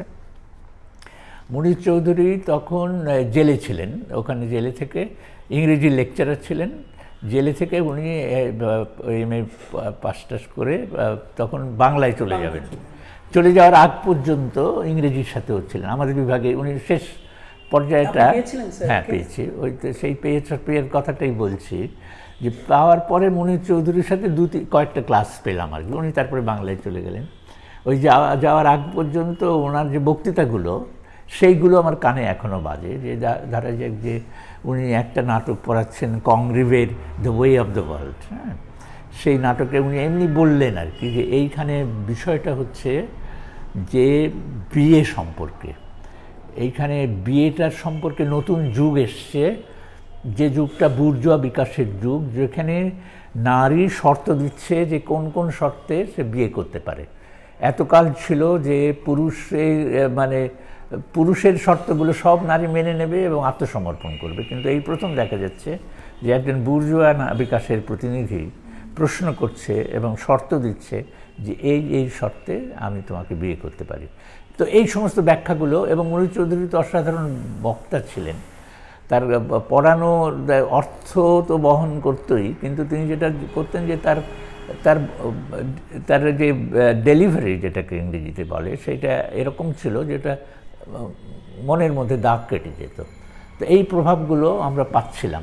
তার মানে আমি একটা জিনিস বুঝতে পারছি স্যার, সেটা হলো যে আপনার বহুমুখী বিষয় বা বহুমুখী নানা দিক থেকে আপনি সমৃদ্ধ হচ্ছিলেন। কখনো টেক্সচুয়াল আলোচনায়, কখনো তুলনামূলক আলোচনায়, কখনো নতুন ধরনের ব্যাখ্যা, যেটা মুনির চৌধুরী করেছেন। তো এই সব মিলিয়েই নিশ্চয়ই আপনাকে সাহিত্যের জগৎকে বা সাহিত্যকে বুঝতে অনেক সাহায্য করছিল ব্যাপক অর্থে। তো সেইটা একটা দিক আমি বুঝতে পারছি। আপনি এই যে পরবর্তীকালে আমরা দেখতে পাচ্ছি যে আপনি প্রগতিশীল রাজনীতির ব্যাপারে আপনি আগ্রহ হয়ে উঠছেন, এবং সাহিত্যের ক্ষেত্রেও এই ব্যাপারটা ব্যাখ্যার ক্ষেত্রেও আপনি ব্যাখ্যা করছেন প্রগতিশীল দৃষ্টিকোণ থেকে। তো এইটা কখন আপনার মধ্যে স্যার এসেছিল? প্রগতিশীল খুব নির্দিষ্ট অর্থে বলে হবে মার্কসিস্ট। এইটাতে আমরা কেমনি পেলাম? আমরা তো এইখানে একটা অত্যন্ত প্রাদেশিক জায়গাতে ছিলাম, আমরা এখানে বইপত্র পেতাম না, এবং আমাদের কত প্রভাবটা এই রকমেরই, যে ওই যে আধুনিক সাহিত্য, আমরা কিন্তু দারুণভাবে আমি প্রভাবিত হয়েছি। এটা বলতে আবার ভুলে তুমি পেছনের দিকে একটু যেতে হবে। স্কুলে আমাদের একজন শিক্ষক ছিলেন, বাংলার শিক্ষক, চক্রবর্তী স্যার, হ্যাঁ, জগদীশ চক্রবর্তী। তিনি আবার ছিলেন, তিনি অবিবাহিত ছিলেন, তিনি বুদ্ধদেব বসুর সহপাঠী ছিলেন, একই অর্থে যে ওই বছরই বুদ্ধদেব তো ইংরেজি পড়েছেন, উনি বাংলা পড়েছেন। তিনি অজিত দত্ত, যিনি ওই যে বুদ্ধদেবের সহপাঠী, তিনি পড়তেন বাংলা। আমাদের এই চক্রবর্তী স্যার, তিনি আবার ওই অজিত দত্তের সাথে পড়েছেন, বুদ্ধদেবদের সমসাময়িক, ওই অর্থে যে বুদ্ধদেব ইংরেজি পড়ছেন, উনি ইংরেজি পড়তেন। তো বুদ্ধদেবের লেখা দ্বারা উনি খুব পছন্দ করতেন, এবং আমার মনে আছে যে বুদ্ধদেব আমার প্রবন্ধ কীভাবে লিখতে হবে তার নিদর্শন হিসেবে বুদ্ধদেবের ওই যে পুরানা পল্টনের লেখাগুলো, এইগুলো পড়ে শোনাচ্ছিলেন, আমাদের পড়ে শোনাতেন। এবং ওইখানে আমাদের যে ছোট জিনিসকে, পুরানা পল্টনকে যে কীভাবে বুদ্ধদেব বসু একেবারে অসাধারণ করে তুলছেন, কিভাবে বর্ণনা দিচ্ছেন, এইগুলো ওনার পড়া থেকে আমরা পেয়ে গেলাম আর কি, যে এইভাবে সাহিত্যের এইভাবে চর্চা করতে। হ্যাঁ, ওই যে আমরা তখন স্কুলেই আমি যখন 9-10-এ পড়ি, ক্লাস 10-এ উনি বাংলা পড়াতেন, এবং এইটা পেয়ে গেলাম আর কি, এই জায়গাটা পেয়ে গেলাম আমরা। আমাদের কাছে তখন প্রতিবাদের এটা ছিল রাষ্ট্রভাষা আন্দোলন। কেমন এই রাষ্ট্রভাষা আন্দোলনের পরে আমরা একটু বড় বেরিয়েছি, ইউনিভার্সিটিতে এসেছি আমি 59 সালে। আপনি স্যার রাষ্ট্রভাষা আন্দোলনের? হ্যাঁ, আমরা প্রত্যক্ষদর্শী। আমরা তো ওই দিন যেদিন গুলি হয় সেদিন আমরা আমতলাতে ছিলাম। আমি গুলির সময় ওদিক দিয়ে চলে গেছি, পেছন দিক দিয়ে, টিয়ার গ্যাসের ধাওয়া খেয়ে, টিয়ার গ্যাসের যন্ত্রণা সহ্য করতে না পেরে আমরা ওই রেল লাইন ধরে, পেছনে রেল লাইন ছিল, রাষ্ট্রভাষা আন্দোলনের সঙ্গে যুক্ত ছিলেন? অবশ্যই। এবং আমরা পাড়াতে তো ওই মিছিল টিছিল করে এসেছি। আমরা পরের দিন 21শে ফেব্রুয়ারির 22 তারিখে আমরা গেলাম আজাদ অফিসে। আজাদ অফিসে কী ছাপায় দেখার জন্য। এখন আজাদ অফিসের সামনে অন্য পত্রিকাও আসতো ও ডিস্ট্রিবিউশনের জন্য। সেখানে এলো সংবাদ, এলো মর্নিং নিউজ, এলো আজাদ। আমরা সব দেখলাম, পাড়ার ছেলেরা দেখে এইটা আমাদের একটা মানে অংশগ্রহণ রাষ্ট্রভাষা আন্দোলনে। আমরা ওই সমস্ত পত্রিকাগুলো নিয়ে আগুন দিয়ে পুড়িয়ে দিলাম, যে এইগুলো আর এখানে ডিস্ট্রিবিউশন হবে না। মর্নিং নিউজ তো নাই, সংবাদও তখন মুসলিম লীগের পত্রিকা, আজাদও তখন আবুল কালাম শামসুদ্দিন যদিও পদত্যাগ করেছেন তার আইনসভা থেকে, কিন্তু তিনি পত্রিকা তো মুসলিম লীগের, সেখানে ঠিক মতো বিবরণ দেয়নি। আজাদ পত্রিকা আমরা পুড়িয়ে দিলাম। তো এরপরে মিছিল হয়েছে 22 তারিখে, সেই মিছিলে আমরা ছিলাম, এবং শহীদ মিনার কী করে তৈরি হচ্ছে এগুলো দেখছি, সরাসরি প্রত্যক্ষভাবেই দেখছি। তো এখন যেটা আমি বলছিলাম, যে আপনি যে বুদ্ধদেব বসুর লেখা আপনার শিক্ষক আপনি পড়ে দেখাচ্ছেন যে কী ধরনের লেখা লেখা যায়, মানে আমি প্রগতিশীল ধারা বা মার্কসিস্ট ধারায় আমাদের ওখানে কোনো লেখক ছিল না, কিন্তু একটা লেখা পড়ে আমি খুব ধাক্কা খেয়েছিলাম, দুটো লেখা পড়ে। হ্যাঁ, এর বেশি আমাদের পড়ার কোনো সুযোগও ছিল না। হ্যাঁ, দুটো, একটা হচ্ছে সর্দার ফজলুল করিম, আরেকটা হচ্ছে নাজমুল করিম, অধ্যাপক নাজমুল করিম।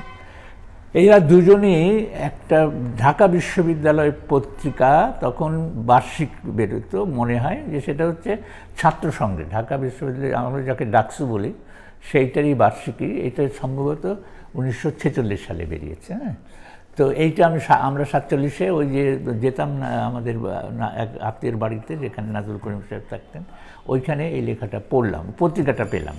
এই দুটো লেখা সেই পত্রিকাতে ছিল। সেকালে এই দুটো লেখা খুব চাঞ্চল্য সৃষ্টি করেছিল। একটা লেখা হচ্ছে নাজমুল করিমের লেখা হচ্ছে, নাম হচ্ছে ভূগোল ও ভগবান। হ্যাঁ, তো উনি দেখাচ্ছেন যে ভগবানের ধারণাটা একটা ভৌগোলিক ধারণা, এবং স্বর্গের ধারণাটা একটা ওই ভৌগোলিক ধারণা। এখন গরম দেশ, উষ্ণ দেশের মানুষ বলেই আমরা যে স্বর্গ সেইটাকে একেবারে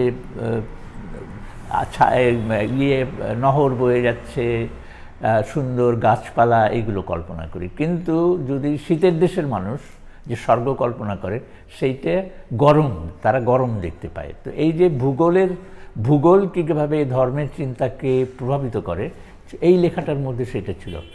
এই ভগবান ভূগোলের সৃষ্টি এবং ভূগোল নির্ভর, এইটাকে এখানে বলা হচ্ছে। আর সর্দার ফজলুল করিমের লেখাটা ছিল সাহিত্যের সমস্যাটা কী, এবং তিনি ওই প্রবন্ধে দেখিয়েছেন যে সাহিত্যের সমস্যাটা হচ্ছে শ্রেণীর সমস্যা বাংলা সাহিত্যের, যে এখানে মধ্যবিত্ত লেখে, মধ্যবিত্ত জীবন নিয়ে লেখে, এবং মধ্যবিত্তের জন্য লেখে, কাজেই এর বাইরে সে যেতে পারে না। তো এই দুটো লেখা আমাদের খুব ধাক্কা দিল, কিন্তু আমরা আর তো বইপত্র পাচ্ছি না। তারপরে বিলেতে যেটা হলো, ওই যে 1959 সালে যেটা হলো, আমরা গেলাম লিডস শহরে পড়তে। লিডস ছিল বামপন্থীদের একটা, ছাত্রদের একটা বড় জায়গা, যেখানে ওই আন্দোলন ছাত্র আন্দোলন হচ্ছে, সমস্ত গ্রুপগুলো আছে। এবং ওইখানে গিয়েই তখন হচ্ছে অ্যাংরি ইয়াং মেনদের যুগ, তারা এই রাষ্ট্রের ব্যবস্থাপনা ক্যাপিটালিজমের বিরুদ্ধে একটা বিদ্রোহ করছে, কিন্তু ওই বিদ্রোহটা খুব একটা আদর্শিকগত ধারণা থেকে আসছে না। ওই সময়ে আমরা নানান রকম আমাদের বন্ধুবান্ধবরা তখন বিলেতে গেছেন, কেউ কেউ আগেই আমাদের, তাদের সাথে আলোচনার মধ্য দিয়ে এই যে মার্ক্সীয় যে সাহিত্য সেটার সাথে পরিচিত হলাম। এবং ওই লিডস বিশ্ববিদ্যালয়ে একজন অধ্যাপক ছিলেন ডক্টর কেটল, আর্নল্ড কেটল।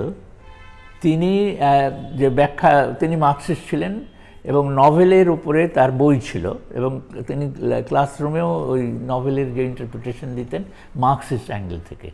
তো যেহেতু তার বক্তৃতা আমরা শুনলাম, এবং যেহেতু তার ইংলিশ নভেলের উপরে বইটাও আমি পড়েছি, ওই সময় পড়েছি, তো মার্ক্সিস্ট অ্যান্ড ইন্টারপ্রিটেশন কীভাবে হতে পারে সাহিত্যের, সেইটা তখনই বুঝলাম। আগে তো আমরা ধরো ওই যে বললাম না যে ওই যে টেক্সচুয়াল ক্রিটিসিজম, এইটা থেকে মার্ক্সিস্ট ক্রিটিসিজমের দিকে এইখানে যাবার সুযোগ পেলাম। তো আরেকটা কথা তোমার এইখানে আসবে যে আমার সাহিত্য জীবনে আমি কেন গল্প লেখা থেকে, এই প্রশ্নটা করতে চাইছি। হ্যাঁ, গল্প লেখা থেকে প্রবন্ধ লেখা এলাম। আমি গল্পই লিখতাম, এই যে আর গল্প অনুবাদও করেছি, এবং এগুলো আমার ধারণাই ছিল যে গল্পই লিখব। কিন্তু দুটো জিনিস ঘটলো। একটা হলো যে, প্রথম হলো যে আমি দেখছি যে যারা আমাদের বন্ধুবান্ধব, তারা যে সাহিত্য যেভাবে চর্চা করে, আমি কিন্তু সেইভাবে চর্চা করিনি। তো আমার বন্ধু যেমন সৈয়দ শামসুল হক, আমরা একসাথে ম্যাট্রিক পরীক্ষা দিলাম। আমরা ও এসছে কলেজের স্কুল থেকে, আমি গেছি সেন্ট গ্রেগরিস কলেজ, আমরা পাশাপাশি বসে ম্যাট্রিক পরীক্ষা দিয়েছি।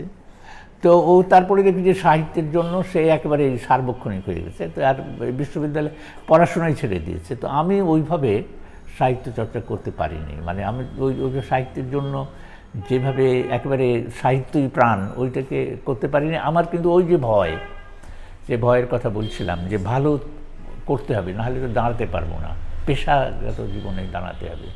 তো ওইভাবে পড়ার ওই সাহস আমার ছিল না যে আমি একেবারে সাহিত্যের জন্য সমস্ত ত্যাগ করব।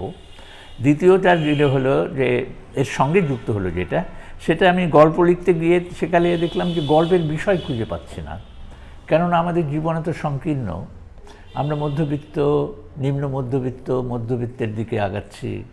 সেই জায়গাতে আমাদের জীবন এবং অভিজ্ঞতার এলাকা এত সংকীর্ণ যে সে নিয়ে বিশেষ কিছু লেখা যায় না। আরেকটা বড় অসুবিধা হলো যে যেহেতু আমি সাহিত্য পড়ছি এবং আমি দেখতে পাচ্ছি যে সাহিত্যের মান কত উঁচু, এবং যারা গল্প লিখেছেন তারা খুবই অসাধারণ গল্প লিখেছেন, তা আমার বারবার মনে হতো যে ওই পর্যায়ে তো আমি কখনোই পড়তে পারবো না, এবং আমার নিজের লেখার চেষ্টাগুলোকে খুব অকুঞ্চিতকর মনে হতে থাকলো। তখন আমি ভাবলাম যে এর চাইতে প্রবন্ধ লেখা সোজা হবে। তো প্রবন্ধ লেখার দিকে ওইখান থেকে চলে গেলাম, এবং তারপরে যেহেতু আমি পাশ করে আবার অধ্যাপনার সাথে যুক্ত হলাম, সেটাও কিন্তু আমার ওই যে কথা সাহিত্যিক আকাঙ্ক্ষা, তার উপর প্রভাব ফেললো, নেতিবাচক প্রভাব ফেললো। সেটা এই দিক থেকে যে এই যে এই ক্রিটিসিজমটা কিন্তু যাকে ইংরেজিতে বলে অ্যানালিটিক্যাল, যে তুমি বিশ্লেষণ করছো, ব্যাখ্যা করছো। আর সাহিত্য হচ্ছে অর্গ্যানিক, যে সাহিত্যে তুমি সমস্ত কিছুকে একসাথে এনে সৃষ্টিশীল যে সাহিত্য, সে সাহিত্যের ওই যে সমস্ত কিছু এনে তুমি এক জায়গায় নিয়ে এসে নতুন সৃষ্টি করছো। এই যে অ্যানালিটিক্যাল মানসিকতা আর এই যে অর্গ্যানিক দেখার যে দৃষ্টিভঙ্গি, এইটার মধ্যে একটা বিরোধিতা আছে। তো আমি ওই অ্যানালিটিক্যাল জায়গাতে চলে গেছি। আমি তখন বিশ্লেষণ করতে ভালোবাসি। আমি এইগুলোকে নিয়ে একটা সংশ্লেষণ ঘটানো বা একটা যে একত্র করা, যে মানে সেইটাকে আমি পারছি না, আমি দেখলাম। এবং এখানে একটা প্রশ্ন আমার জাগছে, সেটা হলো যে আপনি বুদ্ধদেব বসুর লেখার সঙ্গে কিন্তু পরিচিত হয়েছিলেন, কিন্তু পরে আমরা দেখছি যে আপনি যখন এই যে বিশ্লেষণাত্মক লেখা লিখছেন, সেই লেখাগুলো কিন্তু মার্ক্সবাদী দৃষ্টিকোণ থেকে লিখছেন। তাহলে এই প্রভাবটা বা মার্ক্সবাদের প্রতি আপনার যে মানে আগ্রহটা কখন তৈরি হয়েছিল? ওই যে আমি একটা তো বলেছেন আপনি যে সরদার ফজলুল করিমের লেখা এবং নাজমুল করিমের লেখা আপনি পড়েছেন, তখন আপনার ভিতরে একটা প্রতিক্রিয়া তৈরি হয়েছিল, কিন্তু এর বাইরেও শুধু এই দুটো লেখা পড়ে তো মানে সব ব্যাপারটা আত্মস্থ হয় না। তাহলে স্যার আপনার মানে ধরা যাক মার্ক্সের লেখা আপনি কখন পড়ছেন, এবং তারপরে মার্ক্সবাদী সাহিত্য চর্চা বা সাহিত্যের যে ব্যাখ্যামূলক বই, যেমন আমার যতদূর মনে হয় যে কডওয়েল তখন বোধহয় বেরিয়ে গেছে, কডওয়েলের বই, হ্যাঁ কডওয়েলের বই পড়েছি আমরা, হ্যাঁ। এবং কডওয়েলের বই বেরিয়ে গেছে। আমার কাছে যেটা মনে হয় সেটা হচ্ছে যে মানে এখানেও তো মানে পূর্ববঙ্গে এই তখন একটা প্রগতিশীল সাহিত্যের চর্চার ধারাও কিন্তু তৈরি হচ্ছে, যেমন মুনীর চৌধুরী যুক্ত হচ্ছেন, সরদার ফজলুল করিম তখন আছেন। তো এই যে ব্যাপারটা, এর মধ্যে আপনি নিজের জায়গাটা এই যে মার্ক্সবাদী ধারায় লেখার যে জায়গাটা কিভাবে স্যার আপনি পেলেন? হ্যাঁ, এর আগে কিন্তু আমি আর উল্লেখ করতে হবে যে পত্রিকা কিন্তু ছিল এখানে, যদিও বই আমরা পাইনি, দুটো পত্রিকা তো ছিল, পরিচয় ছিল, পরিচয় তো নিয়মিত বেরোতো, এখানেও আসতো, আমরা অল্প বয়সেই পরিচয় পড়ছি, কলকাতা থেকে পড়ছি, এবং পরিচয়ের যে সাহিত্য চর্চা, এবং আমার মনে আছে নীরজশ্রী চৌধুরীর autobiographical of an unknown Indian বেরোলো, পরিচয় যে সমালোচনা করলো সেইটা আমাকে ধাক্কা দিল যে এইটা তো নীরজ চৌধুরী যেভাবে দেখছেন এই পরিচয়ের এই সমালোচনা তো উল্টো দিকে দেখছে, এবং তাকে অত্যন্ত দেখাচ্ছে যে ইনি কীরকমভাবে একটা সংকীর্ণ জায়গা থেকে এসেছেন। পরিচয় পত্রিকা নিয়মিত পড়ছি। আর একটা পত্রিকা ছিল তখন নতুন সাহিত্য বেরোচ্ছে। নতুন সাহিত্যের একটা উল্লেখযোগ্য ছিল যে শহীদ সাবের, ও তখন জেলখানায় ছিল, অল্প বয়সে জেলখানায় গেছে, আগে পাস করে উনি জেলখানায় গেছে ওই রাষ্ট্রভাষা আন্দোলনের সময়, একেবারে কিশোর জেলে। ওখান থেকে আরেক জগৎ দুনিয়া থেকে একটা লেখা ওই নতুন সাহিত্যে ছাপা হয়েছিল।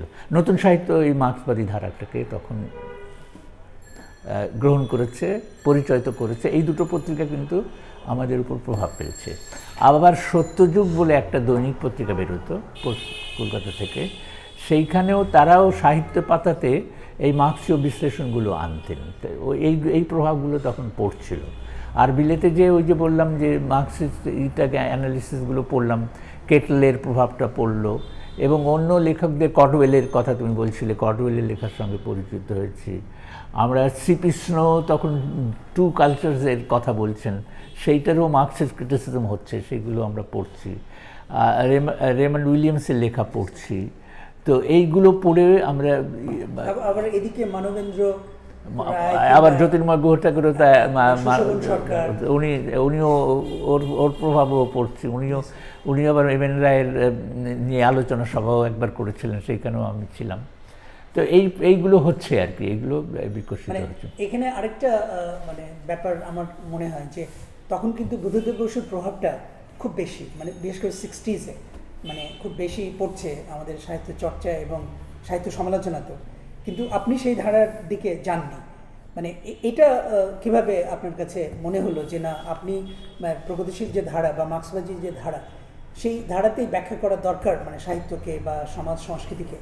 এটা কি স্যার আপনার ওই যে শৈশবের যে ভয়, যে অর্থনৈতিক ব্যাপারটা যেটা আপনার ভেতরে খুব বড় হয়ে উঠেছিল, এবং সেই দৃষ্টিকোণটাই কি মানে আমার যেটা এখন মনে হচ্ছে যে সারা জীবন ধরে ওই অর্থনৈতিক ব্যাপারটি যে বুর্জোয়া একটা সংস্কৃতি, বুর্জোয়া সাহিত্য চর্চাকেই প্রভাবিত করে, এই বুর্জোয়া অর্থনীতি বা এই যে বুর্জোয়া সংস্কৃতি, তো তার থেকে মুক্তির জন্যে কি আপনি মানে ভেবেছেন সবসময়? যেটা আমার মনে হয় যে এটা তো ভেবেছেনই, যে সবসময় আপনি চেয়েছেন যে এই বুর্জোয়া সংস্কৃতির চাইতেও বুর্জোয়া রাজনীতি এবং তার যে প্রভাবে মানুষের জীবন যে বিপন্ন হয়ে পড়ে, সেই বিপন্নতা থেকে কীভাবে মানুষের মুক্তি ঘটতে পারে, সেটা আপনার লেখায় সবসময় দেখি।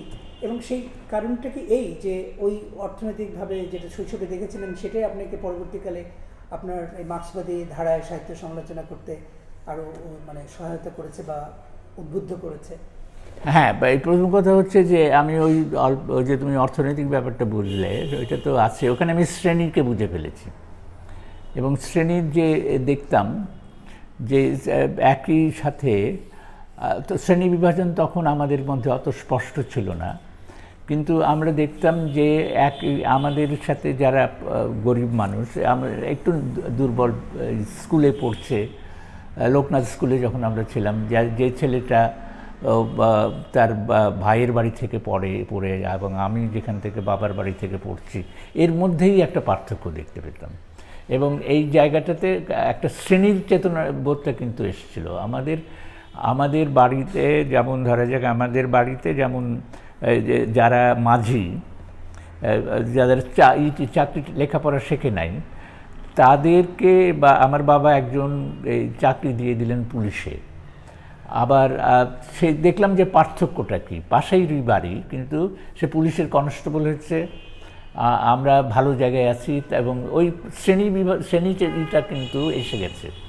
আরেকটা জিনিস এলো, সেটা হচ্ছে রাষ্ট্রকেই আমার চেনা হয়ে গেছে রাষ্ট্রভাষা আন্দোলনের মধ্যে। দেখতে যে পুলিশ কীভাবে অত্যাচার করছে, গুলি করছে, মেরে ফেললো, রাষ্ট্রের চরিত্র কিন্তু বুঝে ফেলেছে অনুভূতি থেকে।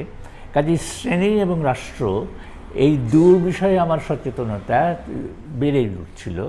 এবং আমি ওইটাও দেখতে পাচ্ছিলাম যে মোপাসার গল্পটা যখন অনুবাদ করলাম, তখনও বুঝতে পারলাম যে এই যে মহিলা, তার যে আকাঙ্ক্ষাটা অস্পষ্টভাবে হলেও বুঝতে পারছি যে তিনি একটা বুর্জোয়া সমাজে যেতে চাচ্ছেন, সেটা তিনি পারছেন না। তো নকল হার নিয়ে চলে এসছেন, জানতেন না যে সেটা নকল হার। তো এইটা মিলে টিলে আমার কাছে ওই তো আবার সৈনিক পত্রিকাতে লিখছি, রাষ্ট্র এবং শ্রেণী এই দুটোকেই কিন্তু আমরা অভিজ্ঞতার মধ্যে দিয়ে চিনছি, এবং চেনার মধ্যে দিয়ে অল্প অল্প প্রভাবও পড়ছে, এবং আমরা আন্দোলনের সাথে যুক্ত হচ্ছে। আমরা ওই আজিমপুরকে যখন আমরা বলি, তখন আমরা আজিমপুর কলোনি ছাত্র সংঘ করলাম, এবং ওইখানে সুকান্তকে কেন আনতাম? সুকান্ত তো অত বড় কবি না, কিন্তু আমাদের মনে হতো যে সুকান্ত গুরুত্বপূর্ণ এই জন্য যে সুকান্ত একটা বিপ্লবের কথা বলছেন, এবং এই যে মনে হয় আমি লেনিন, ওই ধরনের কথা আমাদের উদ্দীপ্ত করছে। আমরা ঠিক পাকিস্তানি ইসের মধ্যে থাকতে পারছি না, আমি লেনিন কথাটা নাড়া দিচ্ছে। আমরা দেখতে পাচ্ছি যে এখন এই যে মানে রাষ্ট্রভাষা আন্দোলনের মধ্য দিয়ে, বিশেষ করে যে এরা আমাদের ওপরে, পাকিস্তানি শাসকরা যারা ক্ষমতায় আছে, তারা আমাদের উপর আধিপত্য করবে, এইগুলো কিন্তু বিকশিত হচ্ছে। কিন্তু এই যে তুমি বুদ্ধদেব বসুর প্রভাব বলছো, এটা খুব স্বাভাবিক ছিল। আরেকজনের প্রভাব আমাদের ওপর খুব স্বাভাবিকভাবে পড়েছে, সে সুধীন্দ্রনাথ দত্ত। সুধীন্দ্রনাথ দত্তের যে গদ্যের যে ধারা, ওই ধারাও আমি প্রভাবিত হয়েছি। এবং আমি আরেকজনের দ্বারা প্রভাবিত হয়েছি, সেটা হচ্ছে শিবরাম চক্রবর্তী। এই তিনজনের লেখা আমরা ওই স্কুলে, শিবরামের ব্যাপারটা একটু বলবেন? হ্যাঁ, শিবরামের কথা বলবো। যে স্কুলে কলেজে থাকতে কিন্তু এগুলোও পড়ি, খুব দারুণভাবে পড়ি। তো বুদ্ধদেব, তারপরে সুধীন্দ্রনাথ, শিবরাম, এই তিনজন, এবং এর ফাঁকে দিয়ে আবার প্রমথ চৌধুরী, এই প্রভাবগুলো পড়ছে। শিবরামের প্রভাবটা হচ্ছে যে কৌতুকের লেখা, কৌতুক কত মজার হতে পারে। এবং ওখানে, হ্যাঁ, এবং ওখানে তখন দেশ পত্রিকায় ট্রামে বাসে বলে একটা থাকতো, প্রত্যেক সপ্তাহে কলম থাকতো, ট্রামে বাসে মন্তব্য। তো ওইগুলো পড়তাম, জানতাম এটা শিবরাম চক্রবর্তী লিখছেন। সচিত্র ভারত বলে একটা পত্রিকা বেরোতো, ওইটাতে শিবরাম চক্রবর্তী নিজের নামে লিখতেন, এবং শিবরামের যত লেখা আমরা পেতাম, পড়তাম। ভারী মজা লাগতো যে কৌতুক করা যায়, এবং ভাষা নিয়ে কত রকম খেলাধুলা করা যায়, সেগুলো সবই শিবরাম চক্রবর্তীর কাছ থেকে পেলাম। আবার ওদিকে বুদ্ধদেবের মধ্যে কাব্যময়তা পেলাম, আবার সুধীন্দ্রনাথ দত্তের মধ্যে যে একটা ক্লাসিক্যাল গাম্ভীর্য, সেইটা পেলাম। এইগুলো সব প্রভাবগুলো পড়ছে। কিন্তু যে তুমি বলছো বেরিয়ে এলাম কী করে, বেরিয়ে এলাম ওই যে শ্রেণীর চেতনাটা বাড়ছে, ওই যে রাষ্ট্রকে চিনে ফেলছি, এবং এই শ্রেণী চেতনা এবং রাষ্ট্রের যে চরিত্র সম্বন্ধে জ্ঞান, এইটা কিন্তু আমি তখন এই বুদ্ধদেবের ইসের মধ্যে দিয়ে প্রকাশ করতে পারবো না। বুদ্ধদেবের মধ্যে দেখতে পাচ্ছি যে এক ধরনের বিলাসিতা আছে, আনন্দের সাহিত্য চাই, এইটা বলছেন। আনন্দের সাহিত্য পড়ে এই জায়গাটা একটু প্রশ্ন করি, সেটা হলো যে আনন্দের সাহিত্য এবং আসলে সমালোচনামূলক সাহিত্য, এটা তো দুইভাবে দেখা যায়। তো সেটা মানে আপনি কিভাবে ব্যাখ্যা করবেন যে সাহিত্য আসলে কি হওয়া উচিত, মানে কি ধরনের সাহিত্য হওয়া উচিত, আনন্দের নাকি মানে সমাজ দৃশ্য, মানে জীবনকে দেখার গভীর বিশ্লেষণের সাহিত্য? হ্যাঁ, সেইটাই খুবই গুরুত্বপূর্ণ বিষয়।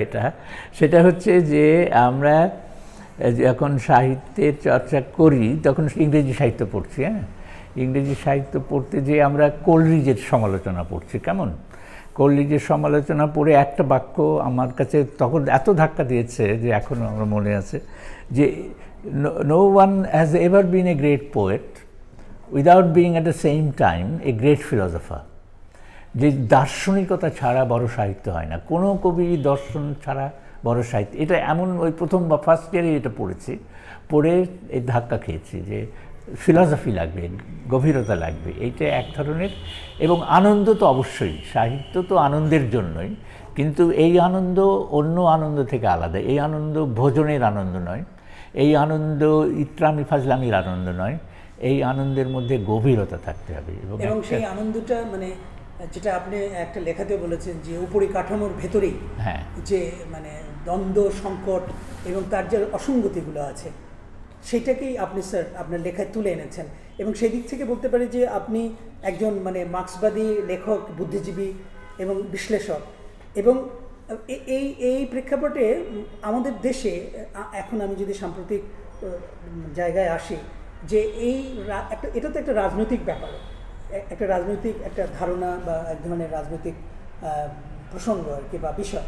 তো সেটা আমাদের দেশে এই ধারাটা মানে রাজনীতিটা কেন মানে সেইভাবে দাঁড়ালো না, মানে বা বামপন্থীদের যে মতাদর্শ, সেই মতাদর্শটা আমরা কেন সেইভাবে জাতিগতভাবে রাষ্ট্রীয়ভাবে ধারণ করতে পারলাম না। এবং আমাদের সমাজটাকে, যেটা আপনি সবসময়ই সমালোচনা করেন যে একটা বুর্জোয়া রাষ্ট্র ব্যবস্থা এবং বুর্জোয়া সংস্কৃতি, তার থেকে আমরা কেন বেরোতে পারছি না, সেই ব্যাপারে কি আপনার একটু ব্যাখ্যা করবেন? হ্যাঁ, মূল কারণটা হচ্ছে আমরা অত্যন্ত পশ্চাৎপদ। হ্যাঁ, এবং আমরা যে লেখাপড়াগুলো করেছি সেইটা হচ্ছে যে একেবারে খুবই ভাষা ভাষা। ওই উপর কাঠামোর ভেতরেই যে তুমি বললে, ওইটা তো আমি লিখেছি অনেক কলম হিসেবে। আমি ওই বুঝে ফেলেছি যে উপর কাঠামোর মধ্যেই ঘোরাঘুরি করছি, ওর ভেতরে বেশি দূরে যেতে পারছি না। আমি নাম দিয়েছিলাম উপর কাঠামোর ভেতরেই, অর্থাৎ ওর মধ্যেই ঘোরাঘুরি করবো, ওর ভেতরে আর ঢুকতে পারছি না। আমাদের এখানে দর্শনের চর্চা এত সীমিত যে আমার একবার প্রথম জীবনে ওই যে ভর্তি হতে যাব তখন মনে হয়েছিল যে আমি তো ইকোনমিক্স পারবো না, তাহলে আমি কি পড়ব। আমার দুটো চিন্তা এসেছিলো, একটা সাহিত্য আর একটা দর্শন। তো দর্শন তখন মেয়েলি বিষয় বলে গণ্য হতো, যে এটা ওটা কোনো ভবিষ্যৎ নাই, এটা মানে আজগুবি কল্পনা, ওই দর্শনকে কোনো গুরুত্ব দেওয়া হয় না। অথচ দর্শন যে কত গুরুত্বপূর্ণ, মানে দর্শনের ইতিহাস ছাড়া তো আমি কিছু বুঝতে পারবো না পৃথিবীটাকে। এবং আমাদের জন্য হলো যে আমার বাবা তিনি মনে করেছিলেন যে লেখাপড়া করে তোমাকে সরকারি চাকরিতে যেতে হবে, তোমাকে সিএসএস পরীক্ষা দিতে হবে, সেই জন্য তুমি ঠিক আছে ইকোনমিক্স পড়লে না, কিন্তু ইকোনমিক্স তোমাকে পড়তে হবে এবং তোমাকে পলিটিক্যাল সায়েন্স পড়তে হবে ইংরেজির সাথে মিলিয়ে, যাতে তুমি সিএসএস পরীক্ষাতে পাস করতে পারো এবং ভালো ভালো চাকরি পাও। তো আমি ওই দর্শন আর পড়তে পারলাম না। দর্শন পড়ার দরকার ছিল আমার সাহিত্য পাঠের জন্য। সাহিত্য দর্শন ছাড়া হবে না। যে কথাটা বলছিলে যে দার্শনিক দারিদ্র্যটাই হচ্ছে আমাদের প্রধান দারিদ্র্য। একটা হচ্ছে জ্ঞানের চর্চা খুব সীমিত, আর ওই যে দার্শনিক দারিদ্র্য, দর্শন যে বাস্তব অবস্থার উপর ভিত্তি করে যে চিন্তাগুলো গড়ে উঠছে সেইটা নাই। ইতিহাসের যে চর্চা এখানে হয়েছে সেইটা হচ্ছে বিবরণমূলক, এবং ইতিহাস কখনোই ভেতরের দ্বন্দ্ব, বিশেষ করে শ্রেণীদ্বন্দ্ব, সেইটাকে দেখতে চায়নি। কাজেই এইখানে সাহিত্যের যে পাঠ, এবং আমাদের যখন সাহিত্য চর্চা করি তখন আমরা কিন্তু সাহিত্য বলতে কবিতাই বোঝাতো মনে হতো, এবং এইতে একজনের লেখার সাথে আরেকজনের গদ্য লেখার কোনো পার্থক্য বোঝা যেত না। এটা গেল একটা কারণ, দার্শনিক দারিদ্র্য, দার্শনিক চিন্তা। আরেকটা দারিদ্র্যটা হচ্ছে যে এই দেশের যে যারা এই মার্ক্সবাদী আন্দোলন বা বামপন্থী আন্দোলন করছে তারা হচ্ছে মধ্যবিত্ত শ্রেণীর, এবং এই মধ্যজীবী শ্রেণী হচ্ছে পরনির্ভরশীল, এর কোনো নিজস্ব অবস্থান নেই, এর কোনো অর্থনৈতিক দৃঢ় অবস্থান নেই, এই কোনো শিল্প কারখানার মালিক না, এমনকি স্যার জমিদারিও নেই। যাদের জমিদারি ছিল 50 সালে চলে গেছে। তো এখন যেটা ভিত্তিটা দাঁড়ালো যে এটা পরনির্ভরশীল মধ্যবিত্ত, এবং এই পরনির্ভরশীলতার কারণে সে নিজের অবস্থাটাকে, দেশের অবস্থাটাকে ওইভাবে অনুধাবন করতে পারেনি। সে কেবল ওই যে সোভিয়েত কি বলল, তাদের দ্বারা পরিচালিত হচ্ছে, সেই পরবর্তীতে চীন কি বলল সেইটার দ্বারা আরেক পরিবর্তিত হচ্ছে। আত্মনির্ভরশীল বিশ্লেষণ সেটা করতে পারলো না, এবং যেটা করতে পারলো না শ্রেণীচ্যুত হতে পারলো না। সেটা হলো যে শ্রেণীচ্যুত মানে যে গরিব হয়ে যায় তা না, এই যে মেহনতি মানুষের সাথে মিশতে পারলো না, মেহনতি মানুষের জীবন সমস্যাকে যে ধারণ করতে পারছে না। মেহনতি মানুষের অধিকাংশ হচ্ছে 80% ছিল কৃষক, কৃষকের সাথে এই আন্দোলনের যোগ হয়নি। তারপরে দ্বিতীয় হচ্ছে যে শ্রমিকের সাথেও সে ভাষা যুক্ত। যেটা সবচাইতে ক্ষতিকর হয়েছে এই কমিউনিস্ট আন্দোলনে, সেটা হচ্ছে 1942 সালে যখন হিটলার সোভিয়েত ইউনিয়ন আক্রমণ করলেও তখন যে সোভিয়েত আক্রান্ত হয়েছে, কাজেই সমাজতন্ত্রের পিতৃভূমি আক্রান্ত হয়েছে, কাজেই একে রক্ষা করা এখন কর্তব্য। সেজন্যে যেহেতু ইংরেজ ওই হিটলারের বিরুদ্ধে লড়ছে, কাজেই হিটলার আমার শত্রু, এবং সোভিয়েত ইউনিয়নের যে সাথে যা ইংরেজ লড়ছে কাজেই পক্ষে লড়ছে, কাজেই ইংরেজের সাথে যে সহযোগিতা এইটা চলে এলো। এক নম্বর।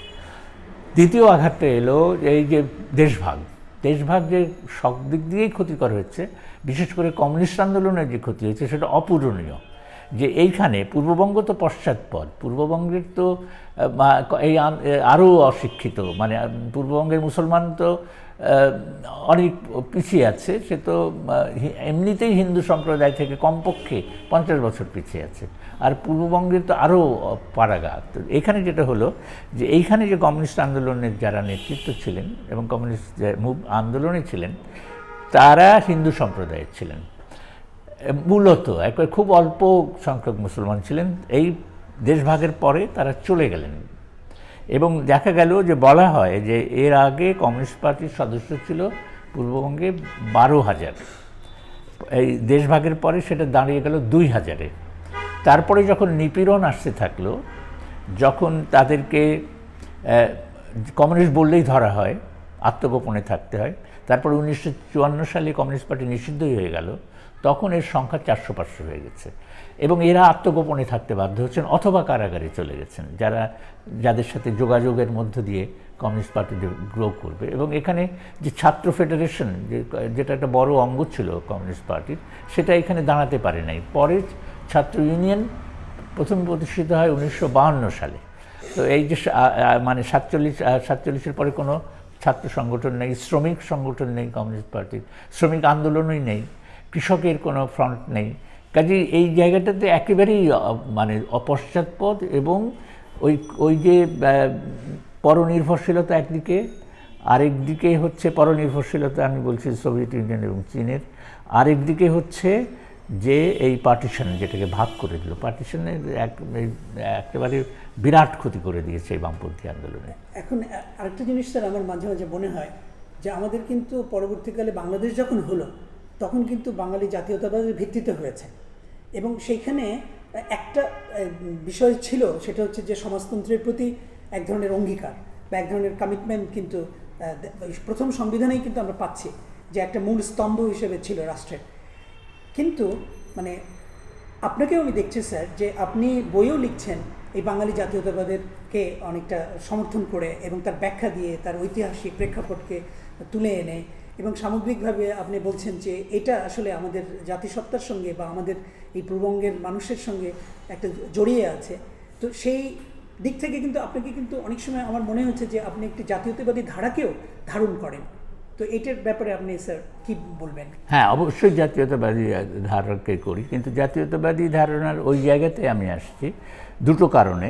জাতীয়তাবাদের প্রতি আমার এই যে আগ্রহ, এই যে কৌতূহল, দুটো কারণে। একটা কারণ হচ্ছে যে এই যে বাঙালি জাতীয়তাবাদ সেটা ধর্মনিরপেক্ষ। আগের যে জাতীয়তাবাদ ছিল পাকিস্তানি জাতীয়তাবাদ সেটা ধর্মভিত্তিক ছিল, কাজেই এই যে ধর্ম নিরপেক্ষতার জায়গায় আসা এটা একটা বড় অগ্রগতি, এই জায়গাটাতে আসার কথা।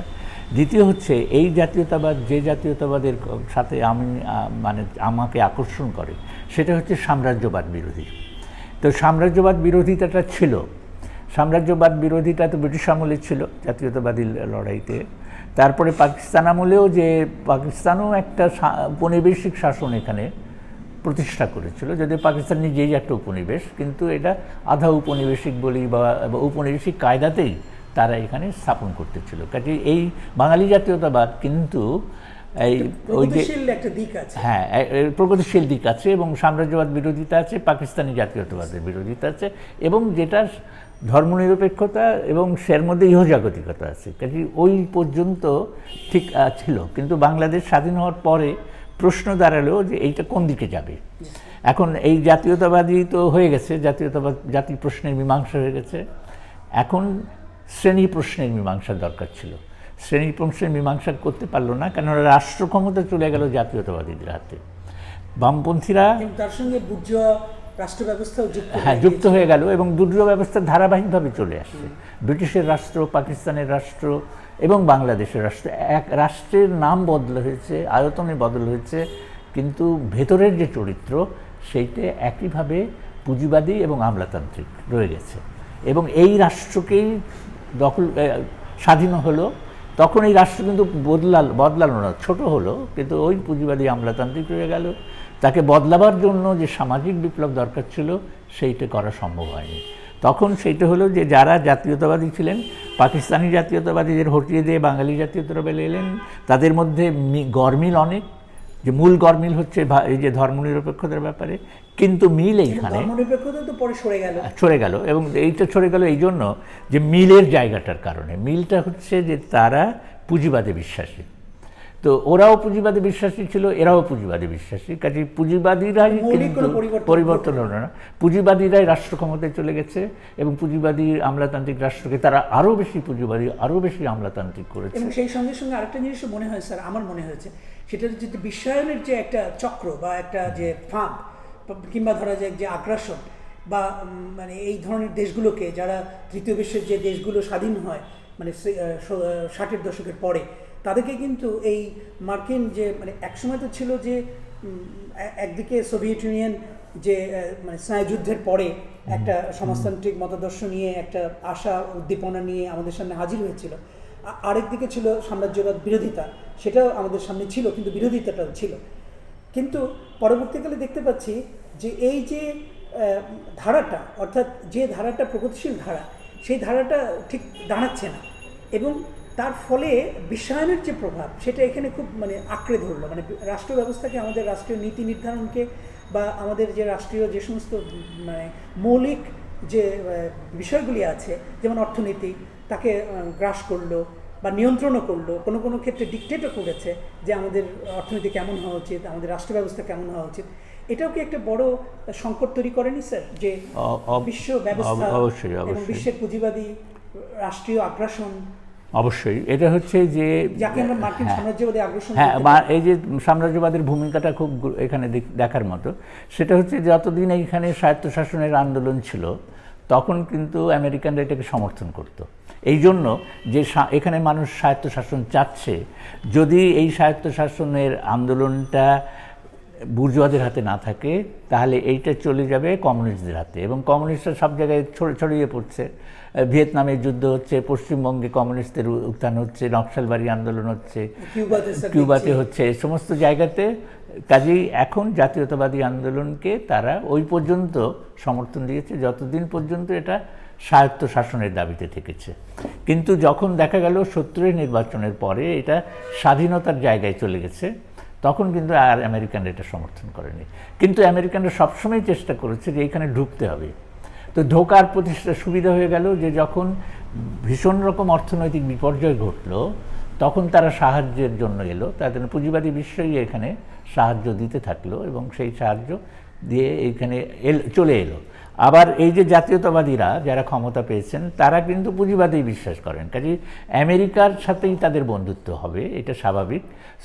আবার যেটা ঘটলো যে সোভিয়েত ইউনিয়নের পতনই হয়ে গেল 1991 সালে, একবারে ছত্রভঙ্গ হয়ে গেছে, এবং সেই সঙ্গে সঙ্গে আমাদের বামপন্থীদের একটা স্বপ্নভঙ্গ হয়েছে। এবং বামপন্থী আন্দোলনে যেখানে কমিউনিস্ট পার্টির একটা অংশ তো ছত্রভঙ্গ হয়ে গেছে। চীনপন্থীরা তারা নকশালবাড়ি করেছে, তারা গণসংগঠন ভেঙে দিয়েছে, তারা সমস্ত ট্রেড ইউনিয়ন থেকে পরবর্তীকালে দেখা গেছে যে তারা ওই মানে জাতীয় মানে বাংলাদেশি জাতীয়তাবাদী রাজনীতিতেও ঢুকে গেছে, তারা ঢুকে গেল তার সুবিধা পাওয়ার জন্য। দ্বিতীয় হচ্ছে যে এটা তো ভেঙে গেছে, এবং যেটা কমিউনিস্ট পার্টি, যেটা নামেই কমিউনিস্ট পার্টি, যেটা ওই সোভিয়েতপন্থী, তারা রয়ে গেছে, কিন্তু তারা দুটো ভুল কাজ করছে। সেটা হচ্ছে তারা ওই যে বুর্জোয়াদের সাথে সংযুক্ত হয়ে যাচ্ছে, আওয়ামী লীগের সাথে কমিউনিস্ট পার্টি একসাথে হয়ে যাচ্ছে, তাদের সমর্থন দিয়ে যাচ্ছে। এখানে মানুষ বিক্ষুব্ধ, এখানে মানুষ পরিবর্তন চায়, সমাজ বিপ্লব চায়, সেইটার থেকে তারা কোনো পার্থক্য রইল না। দ্বিতীয়ত হলো যে তারা একটা এই সোভিয়েত ইউনিয়নের পতনের পরে যেটা অভূতপূর্ব ঘটনা, সেটা হচ্ছে বিলোপবাদী হয়ে গেল। একদল ওই সিপিবির লোকেরাই বলতে থাকলো যে এই মার্কসিজমই ভুল, তারা এইটাকে তারা সামাজিক আন্দোলন, সামাজিক পরিবর্তন এইগুলোতে অবিশ্বাসী হয়ে গেল, এবং অবিশ্বাস্য ঘটনা যেটা হতে পারে। এবং ওইখানে প্রভাব আবার পড়ছে যে ক্রুশ্চেভের পরবর্তী প্রভাবগুলো, গর্বাচেভের প্রভাবও এইখানে চলে এসছে। এবং গর্বাচেভের লোক এখানে কিন্তু যারা কমিউনিস্ট পার্টি করেন, তারা আবার গর্বাচেভের সময়ের লোক, ওই পরিস্থিতিতে বিকশিত হচ্ছে। তাদেরকে যে শিক্ষা টিক্ষা দেওয়া হচ্ছে সেইটা ওই নতুন শিক্ষা, বিপ্লবী শিক্ষা না। এবং ততদিনে কেবল সোভিয়েত ইউনিয়নের পতন হয়নি, সোভিয়েত ইউনিয়ন তখন নতুন আদর্শ দিচ্ছে যে সহ অবস্থান, অপুঁজিবাদী বিকাশ এবং সহযোগিতা, পুঁজিবাদী বিশ্বাসের সাথে সহযোগিতার মধ্য দিয়েই আমরা বিকশিত হবে, এইসব ধারণা তো চলে এলো। একই সঙ্গে যদি স্যার আমি চীনের ভূমিকার কথাটা বলি, বা চীনের যে প্রভাবটা ছিল একসময়, মানে যখন ভেঙে গেল আপনার মানে কমিউনিস্ট আন্দোলন, একদিকে চীনের দিকে চলে গেল, আরেকদিকে এলো সোভিয়েটের। কিন্তু চীনও তো পরবর্তীকালে দেখা যাচ্ছে যে একটা পুঁজিবাদী ধারাতেই তারা চলে গেছে এবং সেইভাবে বিকশিত হচ্ছে। চীনে তো হ্যাঁ একটা মানে সংকট সেখানেও তৈরি, অবশ্যই সেটা দিকেও ঝুঁকে যাওয়া কোনো, হ্যাঁ, মাও সেতুংয়ের মৃত্যুর পরে তো বদলে গেছে। মাও সেতুং এইটা বুঝেছিলেন, সেই জন্য তিনি সাংস্কৃতিক বিপ্লব করতে চেয়েছিলেন। কিন্তু তার মৃত্যুর পরে যারা ক্ষমতায় এসেছে, তারা কিন্তু আর ওই সাংস্কৃতিক বিপ্লবে বিশ্বাস করে না। তারা মানে তখন ওই পুঁজিবাদী ধারণা তাদের মধ্যেও ঢুকে গেছে, এবং তখন তারা জাতীয়তাবাদী হয়ে পড়েছে। তো জাতীয়তাবাদী হওয়ার ফলে তারা তখন আর ওই বিপ্লবের লাইন, জাতীয়তাবাদী এবং একই সঙ্গে একটা বুর্জোয়া ব্যবস্থাকেও, হ্যাঁ, এবং জাতীয়তাবাদী হওয়া মানে বুর্জোয়া হয়ে যেতে হবে তখন। কারণ জাতীয় স্বার্থ দেখছে তারা, পৃথিবীর মধ্যে অন্য জায়গায় কি হচ্ছে এই বিপ্লব। আপনার কি মনে হয় না স্যার, যে আমার যেটা মনে হয় যে চীনে এখন একটা কমিউনিস্ট একনায়কতন্ত্র চলছে বুর্জোয়া ধারায়? কমিউনিস্ট একনায়কত্ব না, কমিউনিস্ট নামে ওইখানে পুঁজিবাদীরাই কর্তৃত্ব করছে, তাদের আবরণটা কমিউনিস্ট। কিন্তু ওইখানে তো ব্যক্তি মালিকানা বিকশিত হচ্ছে, ওখানে তো ধনকুবের তৈরি হচ্ছে, ওইখানে তো তারা তো মানে অবিশ্বাস্য রকম পুঁজিবাদী ব্যবস্থা নিয়ে তারা বিশ্বের অন্যান্য দেশে ঢুকে পড়ছে। তারা ওখানে দুর্নীতি করছে, এবং তারা যে পণ্য উৎপাদন করছে তার মধ্যে নানান রকম ভেজাল দিচ্ছে, এবং তারা বাজার দখল করার চেষ্টা করতেছে বিশ্বে। দেশের যারা আগের বিপ্লবকে সাহায্য করার কথা, সেটা ভুলে তাকে বিশ্ব বাজারে। তাহলে স্যার আমি আমাদের বাংলাদেশের প্রেক্ষাপটে বলি, আমাদের মুক্তিটা কিভাবে হতে পারে? আমাদের মুক্তির উপায় হচ্ছে সমাজ বিপ্লব। এই যে কথাটা আমি খুব পরিষ্কারভাবে বুঝেছি, যে বয়স বৃদ্ধির সাথে সাথে সমাজ বিপ্লব হচ্ছে যে এই যে সমাজ, সেই সমাজটা পুরনো সমাজ, ওই যে ধরা যাক চিরস্থায়ী বন্দোবস্ত, যেটাকে একটা আইনগত ব্যবস্থা দিয়ে গেছে, যেখানে প্রজার সাথে, জমিদারের সাথে প্রজার কী সম্পর্ক থাকবে এবং জমিদারের সাথে রাষ্ট্রের কী সম্পর্ক থাকবে, ওইটা দিয়ে গেছে, ঠিক আছে। এখন ওই সম্পর্কটাই সামন্তবাদ ভেঙে গেছে, পুঁজিবাদ এসছে, কিন্তু পুঁজিবাদের মধ্যেও ওই যে ধনী এবং দরিদ্রের সম্পর্ক একই সম্পর্ক রয়ে গেছে।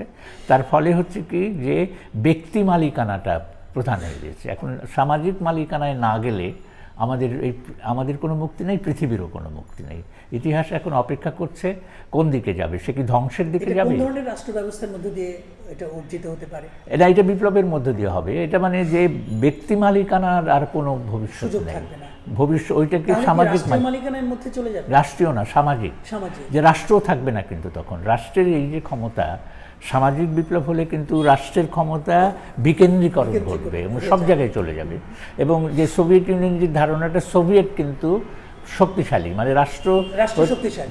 হ্যাঁ, ওই সোভিয়েতগুলো নিয়েই রাষ্ট্র, মানে রাষ্ট্রের কোনো উপরে যে একটা করেছে সেইটা এই জন্য করতে হয়েছে যে পুঁজিবাদী বিশ্ব তাদেরকে পর্যদস্ত করছিল, ঘিরে রেখেছিল এবং তার থেকে বেরোবার উপায় ছিল না। তো সামাজিক এই যে বিপ্লবের এই প্রক্রিয়াটা আপনি স্যার কীভাবে ব্যাখ্যা করবেন? যে এই বিপ্লব প্রথম কাজ হচ্ছে সাংস্কৃতিকভাবে উন্নত হওয়া। একটা আমাদের দেশে বলা হয়েছিল যে রেনেসান্স হয়েছে, রেনেসান্স হয়নি। রেনেসান্স মানে হচ্ছে ইংরেজি প্রভাব অল্প কিছু লোক মানুষের মধ্যে হয়েছে, তার একটা ধারা চলে গেছে ধর্মের দিকে। এখন যেটা দরকার হবে সেটা হচ্ছে প্রকৃত একটা সাংস্কৃতিক জাগরণ এদেশে দরকার, যখন মানুষ ওই যে ধর্মনিরপেক্ষতাকে গ্রহণ করবে, বিকশিত করবে, যখন পুঁজিবাদকে চিনবে, যখন মানুষ এই ব্যক্তি মালিকানার জায়গাটাকে বদল করতে চাইবে, সেই সাংস্কৃতিক প্রস্তুতিটা কিন্তু আমাদের এখানে কখনো হয়নি। এবং সেই জন্য আজকে যেটা দেখছি যে এখন যাদেরকে আমরা মৌলবাদী বলতাম, পাকিস্তানপন্থী বলতাম, তারা কিন্তু সর্বত্র ছড়িয়ে গেছে। তারা অর্থনীতিতে, সামাজিক ব্যবস্থায়, তারা শিক্ষাক্ষেত্রে, তারা মানে এই যে মানুষের চিন্তা জগতে এই প্রবেশ করে ফেলেছে। মানুষ অসহায়ভাবে তখন ধর্মের দিকে ঝুঁকে যাচ্ছে, কেননা এখন উপায় হচ্ছে যে এই পরিবর্তনটা হয় বাম দিকে যাবে, না হয় ডান দিকে যাবে। এবং ডান দিকের প্রভাব তো স্যার অনেক দেখছি। সেই জন্য পুঁজিবাদ কিন্তু পছন্দ করবে ডান দিকে যাওয়াটা, কারণ পুঁজিবাদ আর এগোতে পারছে না। সে তখন ওই ধর্মের দিকে, বর্ণবাদের দিকে, নারী নির্যাতনের দিকে, এবং আজকে সারা পৃথিবীতে দেখছি নিকৃষ্ট লোকগুলো পৃথিবীকে শাসন করছে। অথচ পৃথিবী সর্বত্র, আমেরিকা, ভারতেও আমরা, অথচ কত উঁচু, মানে বৈজ্ঞানিক আবিষ্কারে, জ্ঞান বুদ্ধিতে কত উঁচু, কিন্তু শাসন করছে নিকৃষ্ট লোকেরা। তো এই নিকৃষ্ট লোকেদের শাসন যদি না সরিয়ে দেওয়া যায়, তাহলে এই যে উৎকর্ষ, সেই উৎকর্ষ সর্বত্রগামী হবে না এবং এই বিশ্ব পরিবর্তিত হবে না। কাজে হয় পৃথিবী ডান দিকে যাবে, ডান দিকে গেলে ধ্বংস, ডান দিকেই যাচ্ছে, না হয় বাম দিকে যেতে হবে এবং সমাজ বিপ্লব করতে হবে। স্যার আমি শেষ আপনার ওই লেখালেখি নিয়ে আসি স্যার, অল্প সময় নিচ্ছি। সেটা হচ্ছে আপনি এবার লেখালেখিতে ফিরি, যে আপনি মানে আমাদের লেখকদের মধ্যে সবচেয়ে বেশি লিখেছেন আপনি, এবং আপনার লেখার বৈচিত্র্য অনেকে মনে করে যে বলে যে আপনি একটা ধারাতেই লিখেছেন, কিন্তু আমার কাছে মনে হয়েছে যে আপনার বিশেষ করে এখন যে প্রবন্ধ সমগ্র বেরিয়েছে সেটা দেখতে গিয়ে আমার মনে হয়েছে যে আপনি আসলে বিচিত্র বিষয় লিখেছেন। এবং প্রথম যে খণ্ডটা বেরিয়েছে আপনার প্রবন্ধ সংগ্রহের, তাতে দেখতে পাচ্ছি যে 6টা করে বই, 5টা করে বই আপনার সংকলিত হয়েছে এবং 8টা খণ্ডে পর্যন্ত বেরিয়েছে। এবং প্রথম খণ্ডেই দেখতে পাচ্ছি যে স্যার আপনার যে প্রথম বইটা, একটা নিরাশ্রয় গৃহী যে বইটা, সেটা একটা রাজনীতি, সমাজ বিশ্লেষণের দিকটাই ওখানে প্রধান। তারপরে আপনি যে বইটা লিখেছেন, মানে ওখানে সংকলিত হয়েছে, ছিল তাকিয়ে দেখি যে বইটা। এরপরে নজরুল ইসলামের উপর আছে অনতিকার বৃত্ত। অর্থাৎ আমি যেটা বলতে চাচ্ছি সেটা হলো যে আপনার সাহিত্যের সঙ্গে সংস্কৃতিকে এবং সমাজকে একীভূত করে ব্যাখ্যা করার যে দৃষ্টিভঙ্গি বা মানে ঝোঁক বা প্রবণতা, এটাই বেশি। তো অর্থাৎ আপনি তথাকথিত যে আমরা একটু আগে বলেছিলাম যে সাহিত্যের যে টেক্সচুয়াল আলোচনা এটা নয়, বা ধরা যাক যে এক ধরনের নান্দনিক আলোচনার চাইতেও একটা সমাজ নির্ভর, সংস্কৃতি নির্ভর, বিশ্লেষণাত্মক এক ধরনের ক্রিটিক্যাল যে ব্যাখ্যা, সেটা আপনি করেছেন। যেমন আপনি শরৎচন্দ্রের বেলায় করেছেন, রবীন্দ্রনাথের কুমুর বন্ধনেও আমরা সেটা আমি দেখেছি সেই বইটাতে। তো এই এবং আমাদের মধ্যবিত্তের যে সংকট, যেটা আপনি বলছিলেন যে সাংস্কৃতিকভাবে আছে যে সংকটটা, আমাদের যে সীমাবদ্ধতাটা, সেগুলোকে আপনি মূলত চিহ্নিত করার চেষ্টা করেছেন। তো এই ব্যাপারগুলো আপনাকে আসলে আমার যে প্রশ্নটা সেটা হচ্ছে যে এই যে বিচিত্র বিষয়ে লেখা এবং যার মধ্যে সমাজ এবং সংস্কৃতির বিষয়টাই প্রধান, এটাকে আপনি গুরুত্ব দিয়েছেন কেন? না, আমি তো দেখতে পাচ্ছি যে আমি তো বৈচিত্র্য যেটা তুমি বলছো, সেই বৈচিত্র্য হচ্ছে জীবনেরই বৈচিত্র্য। এগুলো সবই আমাদের চারদিকে আছে এবং সবগুলোই সত্য, কিন্তু আমার দৃষ্টিভঙ্গি কিন্তু একটা ধারাবাহিকতায় আছে। আমার অবস্থানটা ঠিক আছে, আমি সেই অবস্থান থেকে নানান দিকে তাকাচ্ছি এবং ওই যে তাকিয়ে দেখি, এইটা যেমন তখনই আমার গিয়েছিল, দেখছি মানে আমার অবস্থান ঠিক আছে এবং আমি মানে নানান জায়গায় ছত্রভঙ্গ অবস্থা দেখছি না, এক জায়গায় দাঁড়িয়ে দেখার চেষ্টা করছি। আমি প্রথম আমার ওই যে আমার খুবই ভাবে কীভাবে এই নামগুলো এলো, নিরাশ্রয়গৃহী। আমার মনে হয়েছে যে আমরা নানানভাবে বাস্তুচ্যুত অবস্থায় আছি, এই যে এমনকি বাসস্থানের অভাব, চিন্তার ক্ষেত্রে আমাদের কোনো দৃঢ়তার জায়গা নেই এবং আশ্রয় খুঁজছি যেন। তো ওই আবার আমার যে অনতিক্রান্ত বৃত্ত, তার মানে হচ্ছে যে বৃত্তের মধ্যেই আছি, এবং বৃত্ত আমার কাছে বারবার মনে হয়েছে যে বৃত্তটা প্রসারিত হচ্ছে, কিন্তু বৃত্তটা আমরা ভাঙতে পারছি না, এবং এই ভাঙার যে প্রয়োজনীয়তা সেইটাই কিন্তু আমি খুব তীব্রভাবে অনুভব করি। এবং আমি অনুভব করি যে সমস্ত জিনিসগুলোকে ব্যাখ্যা করতে হবে, এবং ব্যাখ্যা করার মধ্যে দুটো জিনিস থাকবে, সেটা হচ্ছে সৃজনশীলতা।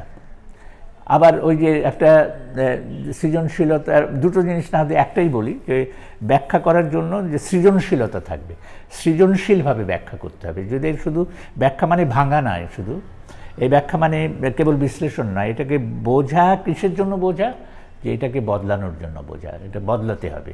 এবং এই অন্যায় ব্যবস্থাটা চলতে পারে না, এই উপলব্ধি আমার মধ্যে আছে।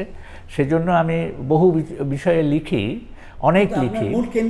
মূল কেন্দ্রটা এক জায়গায়, এটা এইটাকে বুঝতে হবে, এবং এইটাকে সৃষ্টিশীলভাবে বুঝতে হবে, এবং এই সৃষ্টিশীলতার মধ্যে দিয়ে এটা পরিবর্তন আনতে হবে। সৃষ্টিশীলতা কখনোই বিকশিত হবে না যদি না এইটাকে বোঝা যায়, এবং তার জন্য যে দার্শনিক ভিত্তি সেটা যদি না থাকে। হ্যাঁ, এবং এই জন্য ইতিহাসকে আমি খুব গুরুত্ব দিই, যে ইতিহাসের ভেতর থেকে এটা আমাদের করতে হবে, এবং ইতিহাসকে বুঝতে হবে যে ইতিহাস বর্তমানের মধ্যে আছে, এবং ইতিহাসের মধ্যেই আমাদের ভবিষ্যৎ আছে। সবশেষে স্যার আপনার সম্পাদনা নিয়ে একটু কিছু প্রশ্ন করি। সেটা হচ্ছে, আমি দেখতে পাচ্ছি যে আপনি প্রায় মানে শুরু থেকেই, জীবনের লেখালেখির শুরু থেকেই সম্পাদনার সঙ্গে যুক্ত, যেটা আপনি বলেছেন, এবং পরবর্তীকালে আমি দেখতে পাচ্ছি যে পরিক্রম সম্পাদনা করছেন, এবং আরও বই পত্রিকা আপনি সম্পাদনা করেছেন, একবার বেরিয়েছে মুক্তধারা থেকে, সাহিত্যপত্র। হ্যাঁ, সাহিত্যপত্র, জি স্যার। তারপরে ঢাকা বিশ্ববিদ্যালয় পত্রিকা করেছেন, পেশাগতভাবেও করেছেন, সময় নামে পত্রিকা করেছেন, নিয়মিত সাপ্তাহিক ছিল, সেটা শুধুমাত্র সাহিত্য পত্রিকা ছিল না, সমাজ বিশ্লেষণও সেখানে খুব গুরুত্ব পেত। এবং এখন আপনি নতুন দিগন্ত করছে, 18 বছর পার হয়ে গেছে, হয়ে গেল স্যার। তো এই সম্পাদনার ব্যাপারটা আপনার আগ্রহ তৈরি হয়েছিল? আমার আগ্রহ দুই দিক থেকে। একদিক থেকে হচ্ছে যে আমি সবসময় সামাজিকতাকে গুরুত্ব দিই, এবং আমি মনে করি যে একা কোনো কাজ করা যাবে না, সেই জন্য অনেকের সাহায্য লাগবে, এবং এই যে সাহিত্যের মধ্যে যে সামাজিকতাটা গুরুত্বপূর্ণ সেইটা আমি বুঝেছি, এবং সেই জন্য একত্রে কাজ করার যে আকাঙ্ক্ষা, যে অনেক লোককে লাগবে। এটাও কি মানে আপনার যে মতাদর্শ তার একটা সংগ্রামের দিক না? অবশ্যই, যে এর মাধ্যমেও আপনি সংগ্রাম করছেন। হ্যাঁ, অবশ্যই। এবং এইটা আমি একা করতে পারবো না, আমি একা লিখতে পারি, কিন্তু আমার লেখাও পূর্ণতা পাবে না যদি না আমি অন্যের সঙ্গে বোঝাপড়া করি, এবং একটা দ্বন্দ্ব তো আছে, সেই জন্য বোঝাপড়া করতে হবে। এটাও সেই সামাজিক আন্দোলনেরই অংশ এবং সামাজিকতারই অংশ, যেটা আমি বিশ্বাস করি, যেটা ছাড়া হবে না। দ্বিতীয়ত, এটা আমার সবসময় মনে হয় যেন ভেতরে একটা আমলাতান্ত্রিকতা বোধহয় আছে, সেটা আমি বোধহয় ভাঙতে পারিনি। যে আমার পিতা সরকারি কর্মচারী ছিলেন, তাদের ওই যে জীবন ছিল, ওই যে একটা মানে সম্পাদক মানে আমি একটা বেশ একটা অনেকে লেখা আসছে দেখছি, মনোনীত করছি, অমনোনীত করছি। একটা জিনিস আমি দেখেছি স্যার, যে আপনার বিষয়গুলো কিন্তু অন্য তথাকথিত অন্য 4-5টা পত্রিকার মতো নয়, মোটেই না, একেবারেই নয়। এবং সেইখানে অনেক নতুন ধরনের চিন্তামূলক লেখা, নতুন ধরনের বিশ্লেষণ, যেমন সমুদ্র নিয়েও মানে তার যে দিক, কখনো কখনো ইতিহাসের যে ব্যাখ্যা, কখনো কখনো দর্শনের যে সংকট বা তার সেই ধরনের লেখা, এই লেখাগুলো তো খুব উঁচু মানের, অর্থাৎ এটা বুদ্ধিবৃত্তিক চর্চার দিক থেকে কিন্তু স্যার আমাদেরকে নতুনভাবে আলোকিত করে। তো সেই দিক থেকে কিন্তু আমি মনে করি যে এটা একটা নতুন ধরনের মানে অবদান, বা এক ধরনের চিন্তার জগতে, বৌদ্ধিক জগতে অনেক কিছু যুক্ত করছে, আমাদেরকে ভাবনাকে উস্কে দিচ্ছে, এবং ব্যাখ্যা বিশ্লেষণের দৃষ্টিভঙ্গি তৈরি করে দিচ্ছে। তো সেদিক থেকে আপনি শুধুমাত্র সম্পাদক নন, এটা আমার কাছে মনে হচ্ছে যে আপনি 10টা কবিতা পেলেন, 5টা গল্প পেলেন, কিছু প্রবন্ধ পেলেন, এইভাবে ছেপে দেন না। এখানে আপনার একটা সুনির্দিষ্ট লক্ষ্য আছে, যে আপনি পাঠককে কি মানে দিতে চান, মানে কী ধরনের লেখা পাঠকের পড়া উচিত, এবং সেটা তখনই যুক্ত হয়ে যায় আপনার সামাজিক যে মতাদর্শ, বা আপনি যে বলছেন যে সামাজিক যে আন্দোলন করতে হবে তার সঙ্গে, সেটা কি নয় স্যার? অবশ্যই। আমার এই যে একটা উদ্দেশ্যপূর্ণ, আমার এই সাহিত্য সম্পাদনা উদ্দেশ্যবিহীন নয়, আমি ওই যে সাংস্কৃতিক মানটাকে উঁচু করতে চাই, যাতে করে এই সমাজকে পরিবর্তন করা যায়। সেটা যে সংস্কৃতির দ্বার ছাড়া এই পরিবর্তন সম্ভব না, কাজে সংস্কৃতিকে উন্নত মানে নিতে হবে। দ্বিতীয়ত, আমি কিন্তু লেখাগুলোকে খুব সম্পাদনা করি, মানে যে যত আমার দৃষ্টিভঙ্গিগত তো এটাই আছে, লেখাকে মানে খুবই উন্নত মানের করার প্রাণপণে চেষ্টা করি। এই জন্য যে আমি মনে করি যে লেখা মানে একটা গুরুত্বপূর্ণ কাজ, এবং সেইটাকে আমি গোজামিল দিয়ে হবে না। যে লেখাটার মধ্যে তথ্য যখন থাকবে তখন তথ্যও থাকতে হবে, এবং এই লেখাটা হৃদয়গ্রাহী হতে হবে। এটা কোনো যান্ত্রিক হলে সেটা কোনো লেখাই হলো না, এবং লেখাটা ধাক্কা দেবে। একটা পড়ে সে মনে কেবল শুধু আনন্দ পাবে না, ওই যে হৃদয়গ্রাহিতা সেটা আনন্দ দেবে, কিন্তু এইতে তাকে আবার চিন্তা করতে সাহায্য করবে যে এটা তো আমি ভাবিনি, বা এটা তো আমার ভাবা দরকার, এই দিকটা তো একটা দিক আছে যেটা আমি মানে উপেক্ষা করেছি। এই যে একটা ধাক্কা দিতে হবে, এবং সেই ধাক্কা হৃদয়গ্রাহী এবং মানে একটা যেটা মানে স্পর্শ করবে, একটা ধাক্কা দেবে, সেই দুটো জিনিসকে আমি এই লেখাগুলোর মধ্যে আনতে চাই, নিজের লেখার মধ্যেও আনতে চাই, এটা আমি অন্যের লেখার মধ্যেও দেখতে চাই। স্যার, আরেকটা প্রশ্ন করি, সেটা হলো আপনার জীবনে কি কোনো অপূর্ণতা আছে? আমার জীবনে কি কখন কোনো অপূর্ণতা আছে, যে কিছু করতে পারেননি বা হয়নি, এই ধরনের কোনো অপূর্ণতা? না, আমি ইতিহাসের মধ্য থেকে দেখি যে ইতিহাসের মধ্যেই আমরা আবদ্ধ আছি, যে ওর বাইরে আমি যেতে পারবো না, আমি ওর ভিতরে আবদ্ধ আছি। কাজে এইটা নিয়ে আমার আর কোনো নেই, যে কেন আমার পক্ষে এর বাইরে যাওয়া সম্ভব ছিল না। আমি চেষ্টা করলে হয়তো আর কিছু হয়তো করতে পারতাম, কিন্তু ওই যে ওই বৃত্ত রয়েই যায়, এবং বৃত্তটা ভাঙা হয়নি। কাজে মানে ওইটাকে আমি ওই বাস্তব উপলব্ধি থেকেই আমার মনে হতাশা জাগে না, বা অপূর্ণতার বোধ জাগে না। আমার মনে হয় যে এইটাই আমার করা সম্ভব ছিল, এর বেশি করা সম্ভব ছিল না, এবং এটা নির্দিষ্ট হয়ে গেছিলো আমার ইতিহাস দ্বারা। সেই ইতিহাস আমার সমাজের ইতিহাস, সেই ইতিহাস আমার পরিবারের ইতিহাস। কাজে ওর বাইরে ওর মধ্যেই আমি ওই বৃত্তের মধ্যেই আছি। বৃত্তটা বাড়ছে, কিন্তু বৃত্তটা ভাঙতে পারছি না। শেষ প্রশ্ন স্যার আপনাকে করি, সেটা হলো যে এখন যারা লেখালেখি করছে তাদের সম্পর্কে স্যার, তাদের উদ্দেশ্যে স্যার আপনি কি কিছু বলবেন? না, কিছু বলার নাই। সেটা লেখার জন্য প্রথম কথা হচ্ছে যে পড়তে হবে, না পড়ে কোনো লেখা হবে না, এবং লিখতে এবং পরিশ্রম একটা পড়তে হবে। এই পড়ার মধ্যে পরিশ্রম যাবে, লেখার মধ্যেও পরিশ্রম যাবে। সেই লেখক কখনোই বড় লেখক নন যিনি সন্তুষ্ট হয়ে পড়েন। যে সেজন্য আমি মনে করি যে প্রত্যেকটা লেখকই নিজেকে সংশোধিত করবেন এবং ক্রমাগত অগ্রসর হবেন, এবং একই লেখা বারবার লিখবেন না। যদিও একই বিষয়ে লেখেন বা একই ধরনের একই চিন্তা নিয়ে লেখেন, কিন্তু তার নতুন নতুন অগ্রগতি হতে হবে, এবং অগ্রগতি না হলে তার পিছিয়ে পড়া হবে। সেই অর্থে কি আপনি কোনো মানে এরকম পরিশ্রমী লেখককে আপনি দেখতে পান? খুব না, দেখতে পাই, অনেক দেখতে পাই না, নিশ্চয়ই আছেন, কিন্তু অনেক দেখতে পাই না। যে সন্তুষ্ট চিত্ত দেখতে পাই, এবং সন্তোষ এবং মানে সাহিত্য চর্চা একসঙ্গে যাবে না। সাহিত্যিক কখনো সন্তুষ্ট এবং পরিশ্রম করতে হবে, এবং আপনি সারা জীবন নিজেই করতেই হবে, এবং অসন্তোষ থেকেই করতেই হবে, যেটা ঠিক হয় নাই। আমার লেখাও যথেষ্ট হয় নাই, আর আমি যা দেখছি সে তো বদলাচ্ছে না। আমাকে এক জায়গায় স্থবির হওয়ার মতন, স্থবির হয়ে গেলে তো আমরা স্থবির ওই যে পুকুরের মতন জলাশয়ে পরিণত হব, যেখানে আবর্জনা আসবে, রোগ বীজাণু জমাবে। আমরা সেইটা হবে না, চলমানতা থাকতে হবে। সবশেষে স্যার আপনি নিজের সম্পর্কে যদি কিছু বলেন আর কি। না, আমার নিজের সম্বন্ধে হচ্ছে যে আমি ক্রমাগত আমি বুঝতে পারছি পৃথিবীটাকে ক্রমাগত পরিষ্কার হয়েছে, কিন্তু বোঝার যে একটা ধারা, সেই ধারা আমি একই ধারা অবলম্বন করেছি। সেইটা হচ্ছে যে এইটাকে বদলাতে হবে। এই বদলানোর জন্য যে কী করা দরকার সেইটি আমার চিন্তা ছিল, এবং আমি যে লিখেছি সেইটা কেবল যে আত্মপ্রকাশের আনন্দ থেকে লিখেছি তা না, আত্মপ্রকাশের আনন্দ ছিল, তার সাথে এইটাও ছিল যে অন্যায় বা ওই ব্যবস্থাটা অন্যায়, এটাকে ধাক্কা দেওয়া উচিত। কাজে একটা মানে আত্মপ্রকাশের আনন্দ এবং একটা অঙ্গীকার, এই দুটো মিলেই আমার সাহিত্য চর্চাকে বোঝানো আমি বুঝতে পারি। আপনি স্যার অনেক সময় দিয়েছেন, আপনাকে অনেক ধন্যবাদ জানাই স্যার। এবং তোমাকেও না, তোমারও অনেক সময় লাগলো, আর একটা বেঁচে গেছে দেখছি। ঠিক আছে, আচ্ছা।